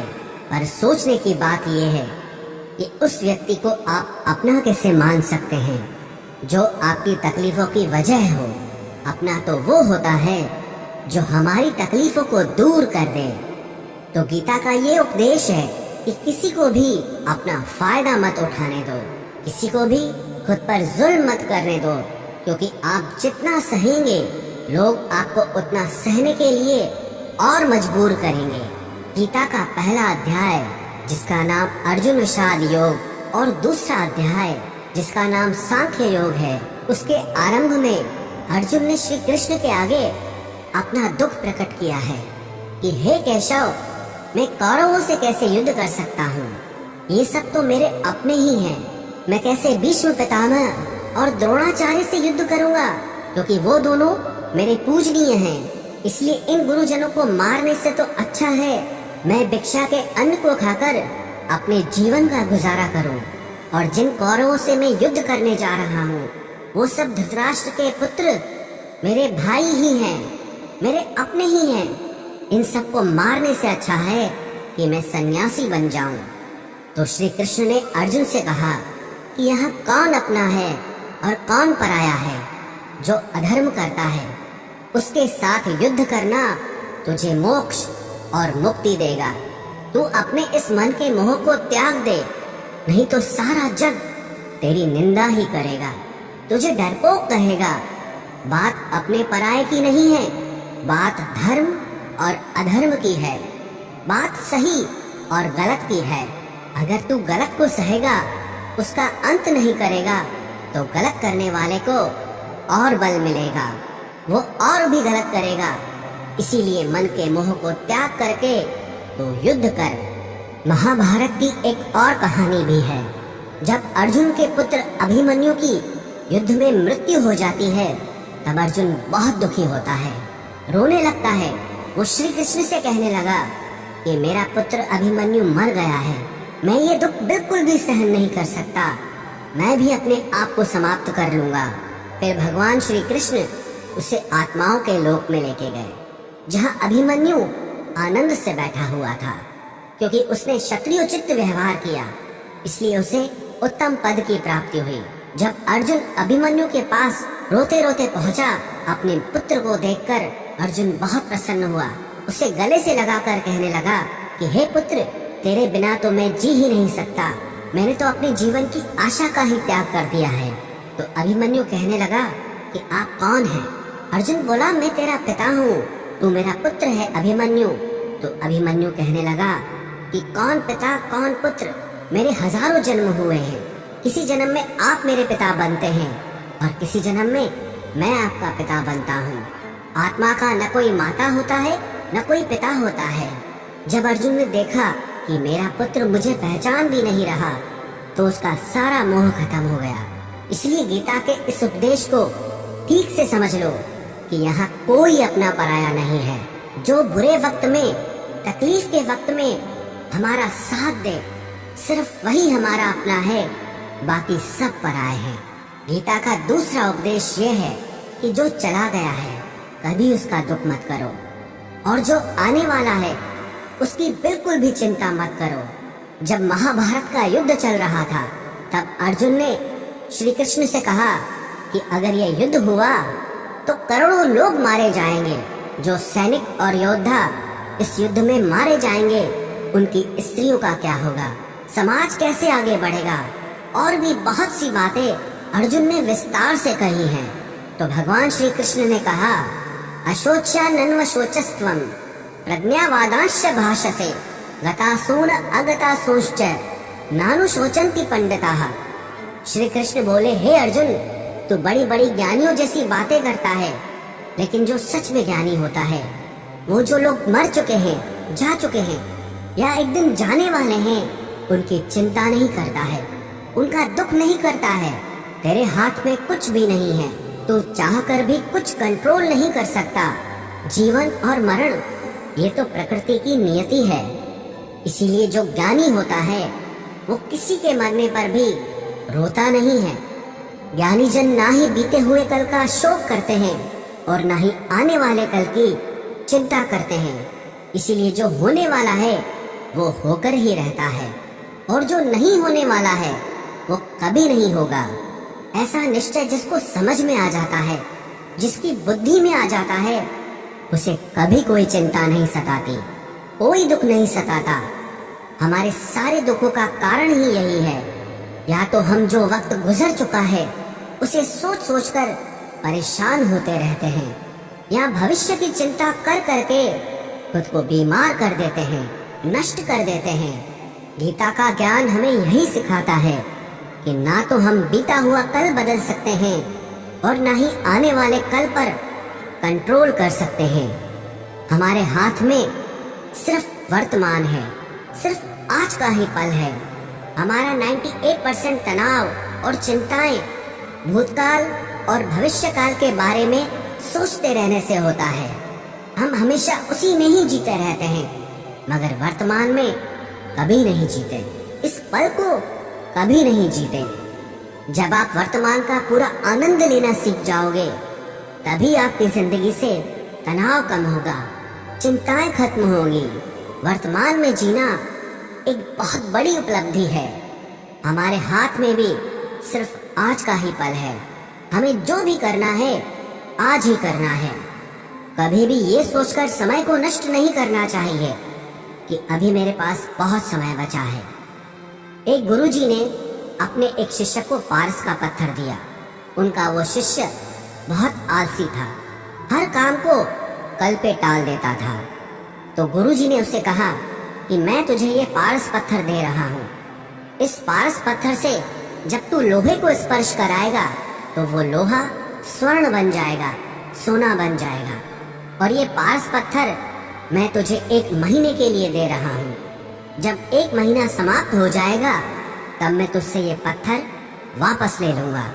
तब तक तू इस पत्थर को अपने पास ही रख। गुरुजी का वो शिष्य बाजार में लोहा खरीदने के लिए गया। जब बाजार में वो लोहा खरीदने पहुंचा तो उसे लोहे का वो रेट बहुत महंगा लगा। उसने कहा थोड़े दिन रुक के ले लूंगा, जब लोहे का रेट कम हो जाएगा। पर उसकी बुद्धि में ये बिल्कुल नहीं आया कि इस लोहे को मैं सोना बनाकर बहुत अधिक धन बना सकता हूँ। लेकिन उसके मन की सुस्ती, उसके मन का आलस्य, उसकी वजह से उसने उस काम को कल पे टाल दिया। ऐसे ही करते करते पूरा महीना समाप्त हो गया। फिर गुरुजी उस शिष्य के पास आ पहुंचे कि बताओ तुमने कितना सोना बनाया। शिष्य बोला कि मैंने तो अभी सोना बनाना शुरू भी नहीं किया। तो गुरुजी ने कहा मुझे मेरा वो पारस पत्थर वापस चाहिए। शिष्य बोला कि नहीं, मुझे थोड़ा वक्त दीजिए, मैं थोड़ा सोना बनाना चाहता हूँ।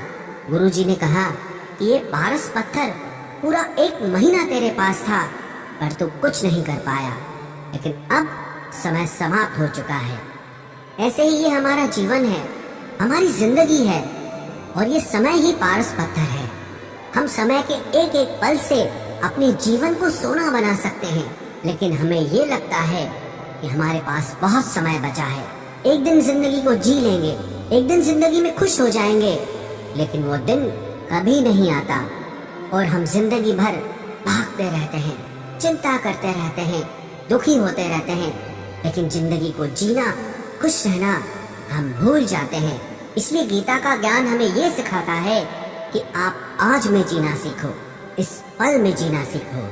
गीता का तीसरा उपदेश यह है कि मौत से डरना बिल्कुल व्यर्थ है। श्री कृष्ण ने गीता में कहा है कि ये संसार मृत्यु लोक है, जिसका भी जन्म हुआ है वो एक दिन जरूर मर जाएगा। जिसका आरंभ हुआ है उसका अंत अवश्य होगा। हम इसे रोक नहीं सकते। जैसे हम रोज कपड़े बदलते हैं, वैसे ही हमारी आत्मा नया शरीर धारण करती है। मृत्यु सिर्फ इस जीवन का एक नया आरंभ है, इस जीवन का अंत नहीं है। आत्मा कभी नहीं मर सकती और ना ही उसे कोई मार सकता है, लेकिन मौत का डर मनुष्य को सबसे ज्यादा लगा रहता है। मौत का दुख भी इंसान को सबसे ज्यादा होता है। एक पेड़ में 2 पक्षियों का जोड़ा रहता था। उन दोनों को एक दूसरे से बहुत प्रेम था। उन्होंने साथ जीने मरने की कस्में खाई थी। एक दिन वहां एक शिकारी आया और उसने एक तीर चलाकर वहां पेड़ पर बैठे मादा पक्षी को मार दिया। तो वो अकेला नर पक्षी रोने लगा कि मैं तुम्हारे बिना कैसे जी पाऊंगा, तुम्हारी जगह मेरी मृत्यु आ जाती, मेरा जीवन तुमको मिल जाता। वो रो रो के बहुत विलाप करने लगा। इतने में ही उस शिकारी ने दूसरा तीर चलाया और उस नर पक्षी को भी मार दिया। वास्तविकता में ये कहानी हमारी ही है। हम भी रोते रहते हैं जब कोई मरता है तो, लेकिन हमें ये नहीं पता कि एक न एक दिन हमारा भी जीवन समाप्त हो जाएगा। हम भी उसी मृत्यु के पेड़ पे ही बैठे हैं, लेकिन शरीर का मिटना हमारा अंत नहीं है।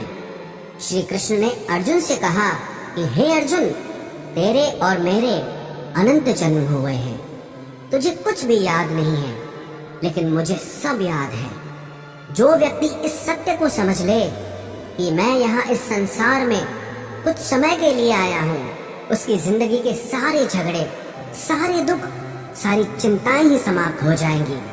जब इस संसार से जाना ही है तो दुख किस बात का। पहले के जमाने में साधु महात्मा लोग पैदल यात्रा करते थे। यात्रा करते करते वो एक नगर में पहुंचे। वो महात्मा बहुत थक चुके थे। उस नगर में उन्होंने एक महल देखा और उन्होंने उस महल में जाकर विश्राम करने का सोचा और वो महल में जाकर सो गए। जब उस महल में वहां का राजा पहुंचा तो अपने पलंग पर उस महात्मा को सोता देखकर बहुत हैरान हो गया। राजा उस महात्मा से पूछने लगा कि तुम मेरे महल में कैसे घुस आए और मेरे बिस्तर पर सो रहे हो। महात्मा कहने लगा, ये तुम्हारा महल है, मुझे तो लगा ये धर्मशाला है। तो राजा ने कहा, आपको मेरा महल धर्मशाला कैसे लगा? तो महात्मा ने राजा से प्रश्न किया कि तुमसे पहले इस महल में कौन रहता था? तो वो राजा बोला कि मुझसे पहले मेरे पिता यहाँ पर रहते थे और उससे पहले मेरे दादाजी यहाँ पर रहते थे। तो महात्मा ने फिर प्रश्न किया कि क्या तुम इस महल में हमेशा रहोगे या तुम्हारे बाद कोई और रहेगा? तो राजा कहने लगा कि मेरे बाद मेरा पुत्र इस महल में रहेगा। तो महात्मा राजा से कहने लगे कि जिस जगह पर रहने वाले बार बार बदल जाते हो उसे घर कैसे कह सकते हो? वो तो धर्मशाला ही है। इसीलिए तेरे महल को धर्मशाला समझकर मैं इसमें रात बिताने के लिए आ गया। धर्मशाला जान जग को, जीव सब मेहमान है, मोह किससे मत करो, सब स्वप्न का सामान है। यदि हम भी इस बात को समझ लें कि हम यहाँ कुछ समय के लिए आए हैं, आनंद करने के लिए आए हैं, खुश रहने के लिए आए हैं, तो हमारे सारे दुख ही समाप्त हो जाएं।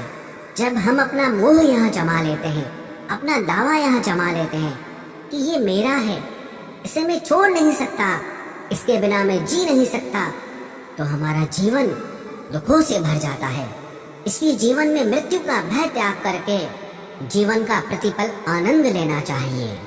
गीता का चौथा उपदेश, मन और विचारों को कंट्रोल किए बिना जीवन में कभी शांति और सुकून मिलने वाला ही नहीं है। अर्जुन ने श्री कृष्ण से कहा कि मेरा मन सही गलत सब कुछ जानता है, फिर भी मेरे विचार और मेरा मन मुझसे कंट्रोल नहीं होता। मैं जो करना चाहता हूँ वो कर नहीं पाता हूँ और जो नहीं करना चाहता हूँ वो मेरा मन मुझसे जबरदस्ती करवाता है। इसीलिए मैं बेचैन हो गया हूँ, मुझे शांति प्राप्त नहीं हो रही। तो श्री कृष्ण ने अर्जुन से कहा, उसके लिए तुझे अपने मन और विचारों से डिटैच होकर अपने मन और विचारों को सही दिशा में ले जाने की प्रैक्टिस करनी होगी, अभ्यास करना होगा। और ये एक दिन का काम नहीं है। जब तक तू अपने मन और विचारों की गुलामी का त्याग नहीं करता, तब तक तुझे जीवन में कभी शांति नहीं मिलेगी। एक राजा था, वो बहुत बेचैन और परेशान रहता था। एक दिन वो अपने गुरुजी के पास गया और उनसे कहने लगा कि मेरा मन बहुत बेचैन है, मैं बहुत परेशान हूँ, मैंने पूरे संसार को जीत लिया है, सब कुछ है मेरे पास, पर मैं खुश नहीं हूँ, मेरे मन में सुकून नहीं है, शांति नहीं है। तो गुरुजी ने राजा से कहा कि तुम्हारे नगर में अगर कोई ऐसा व्यक्ति है जिसने सुकून को प्राप्त कर लिया है, शांति को प्राप्त कर लिया है, तुम उसका एक बार कुर्ता पहन लो तो तुम्हारे जीवन में भी शांति आ जाएगी। राजा बहुत प्रसन्न हो गया कि ये तो बहुत आसान काम है। वो अपने राजमहल में आया और राजसभा में वो सबसे कहने लगा कि आप लोगों में से जो भी शांत हो चुका हो, जिसे सुकून मिल गया हो, वो अपना कुर्ता मुझे दे दे। वो बदले में जितना भी धन मांगेगा मैं उसे दे दूंगा। सब लोग एक दूसरे का मुंह देखने लगे। पैसों का लालच आया, लेकिन सबको एक दूसरे की सच्चाई पता थी, क्योंकि किसी की जिंदगी में भी शांति और सुकून नहीं था। सब अपना सर झुकाकर वहां पर खड़े हो गए। फिर उस राजा ने पूरे नगर में ढिंढोरा पिटा दिया कि जिसे भी शांति प्राप्त हो चुकी हो, सुकून प्राप्त हो चुका हो, वो मेरे पास आकर अपना कुर्ता दे दे। वो जितना कहेगा उससे उतना ही धन दिया जाएगा। लेकिन एक भी व्यक्ति ऐसा नहीं मिला जिसे शांति प्राप्त हो चुकी हो। वास्तविकता में जब कोई मरता है तब हम कहते हैं कि वो फला व्यक्ति आज शांत हो गया। कभी किसी जिंदा इंसान के लिए नहीं सुना कि एक जीता जागता इंसान शांत हो गया है। राजा के सैनिक पूरे शहर में ढूंढते रहे। फिर उन्हें पेड़ के नीचे एक महात्मा तपस्या करता दिखा, जिसके चेहरे पे एक शांति थी, सुकून था। वो सैनिक उस महात्मा के पास आकर पूछने लगे कि क्या आपने शांति प्राप्त कर ली है, सुकून प्राप्त कर लिया है? महात्मा ने कहा, मैं पूरी तरह से शांत हूँ। तो सैनिक उसे राजा के पास ले आए। राजा ने उस महात्मा से प्रश्न किया कि क्या आपको शांति और सुकून प्राप्त हो चुके हैं? वो महात्मा कहने लगे, महाराज, मैं पूरी तरह से शांत हूँ। मुझे कोई चिंता नहीं, मुझे किसी चीज की लालच नहीं, मुझे कोई इच्छा नहीं है। तो राजा भी बहुत प्रसन्न हो गए कि आखिर वो व्यक्ति मिल ही गया जिसे शांति की प्राप्ति हो चुकी है, जिसे सुकून प्राप्त हो चुका है। तो राजा उस महात्मा से कहने लगे कि हे महात्मा, आप कृपया करके अपना कुर्ता मुझे दे दीजिए, बदले में आप जो मांगेंगे मैं आपको दे दूंगा। वो महात्मा कहने लगे कि महाराज, सुकून और शांति तो मुझे मिल चुके हैं, लेकिन क्या करूं, मेरे पास कुर्ता ही नहीं है पहनने के लिए जो मैं आपको दे सकूं। जब राजा ने उस महात्मा की ये बात सुनी कि इस महात्मा के पास कुर्ता भी नहीं है पहनने के लिए, उसके बाद भी ये महात्मा एकदम शांत है, इसके जीवन में सुकून है। मैं सारी जिंदगी धन को जोड़ने में लगा रहा, दुनिया जीतने में लगा रहा, लेकिन मुझे शांति नहीं मिली, सुकून नहीं मिला। क्योंकि शांति और सुकून बाहर की चीज नहीं है, अपने भीतर की चीज है। इसीलिए जब तक कोई व्यक्ति अपने मन और विचारों को कंट्रोल नहीं करता, तब तक उसके जीवन में सुकून और शांति नहीं आती। और गीता का उपदेश हमें यही सिखाता है कि जीवन में शांति चाहिए तो मन को शांत करना सीखो। गीता का 5वां उपदेश ये है कि वासना, क्रोध और लालच सर्वनाश का कारण है, नरक का द्वार है। जिस भी मनुष्य में ये 3 अवगुण होते हैं, वो हमेशा दूसरों को दुख पहुंचाकर अपने ही सुख और स्वार्थ की पूर्ति करता रहता है। किसी भी चीज की हद से ज्यादा वासना करना और क्रोधी स्वभाव होना और मन में लालच होना उसके जीवन के सुख को समाप्त कर देते हैं, उसके सारे रिश्तों में जहर भर देते हैं। इन्हें नरक का द्वार इसीलिए कहा गया है क्योंकि जिस इंसान में अत्यधिक क्रोध है, लालच है, वासना है, उसका पूरा जीवन जहर से भर जाता है। उसको मरने के बाद नहीं, जीते जी यहीं पर नरक का दर्शन होता है। गीता का 6वां उपदेश यह है कि सब भगवान एक ही हैं, कोई छोटा बड़ा नहीं है। सब एक परब्रह्म परमात्मा के अलग अलग रूप और नाम हैं। श्री कृष्ण ने गीता के 10वें अध्याय विभूति योग में बताया है कि जितने भी जगत के देवी देवता हैं, वो सब मेरी ही विभूति है। मैं ही शिव हूँ, मैं ही इंद्र हूँ, मैं ही यक्षराज कुबेर भी हूँ, मैं ही अग्निदेव हूँ, देवताओं के गुरु बृहस्पति भी मैं हूँ, समुद्र भी मैं ही हूँ, अक्षरों में ओम भी मैं ही हूँ, काल का महाकाल भी मैं ही हूँ, सारे जगत का नाश, उत्पत्ति और पालन करने वाला भी मैं ही हूँ।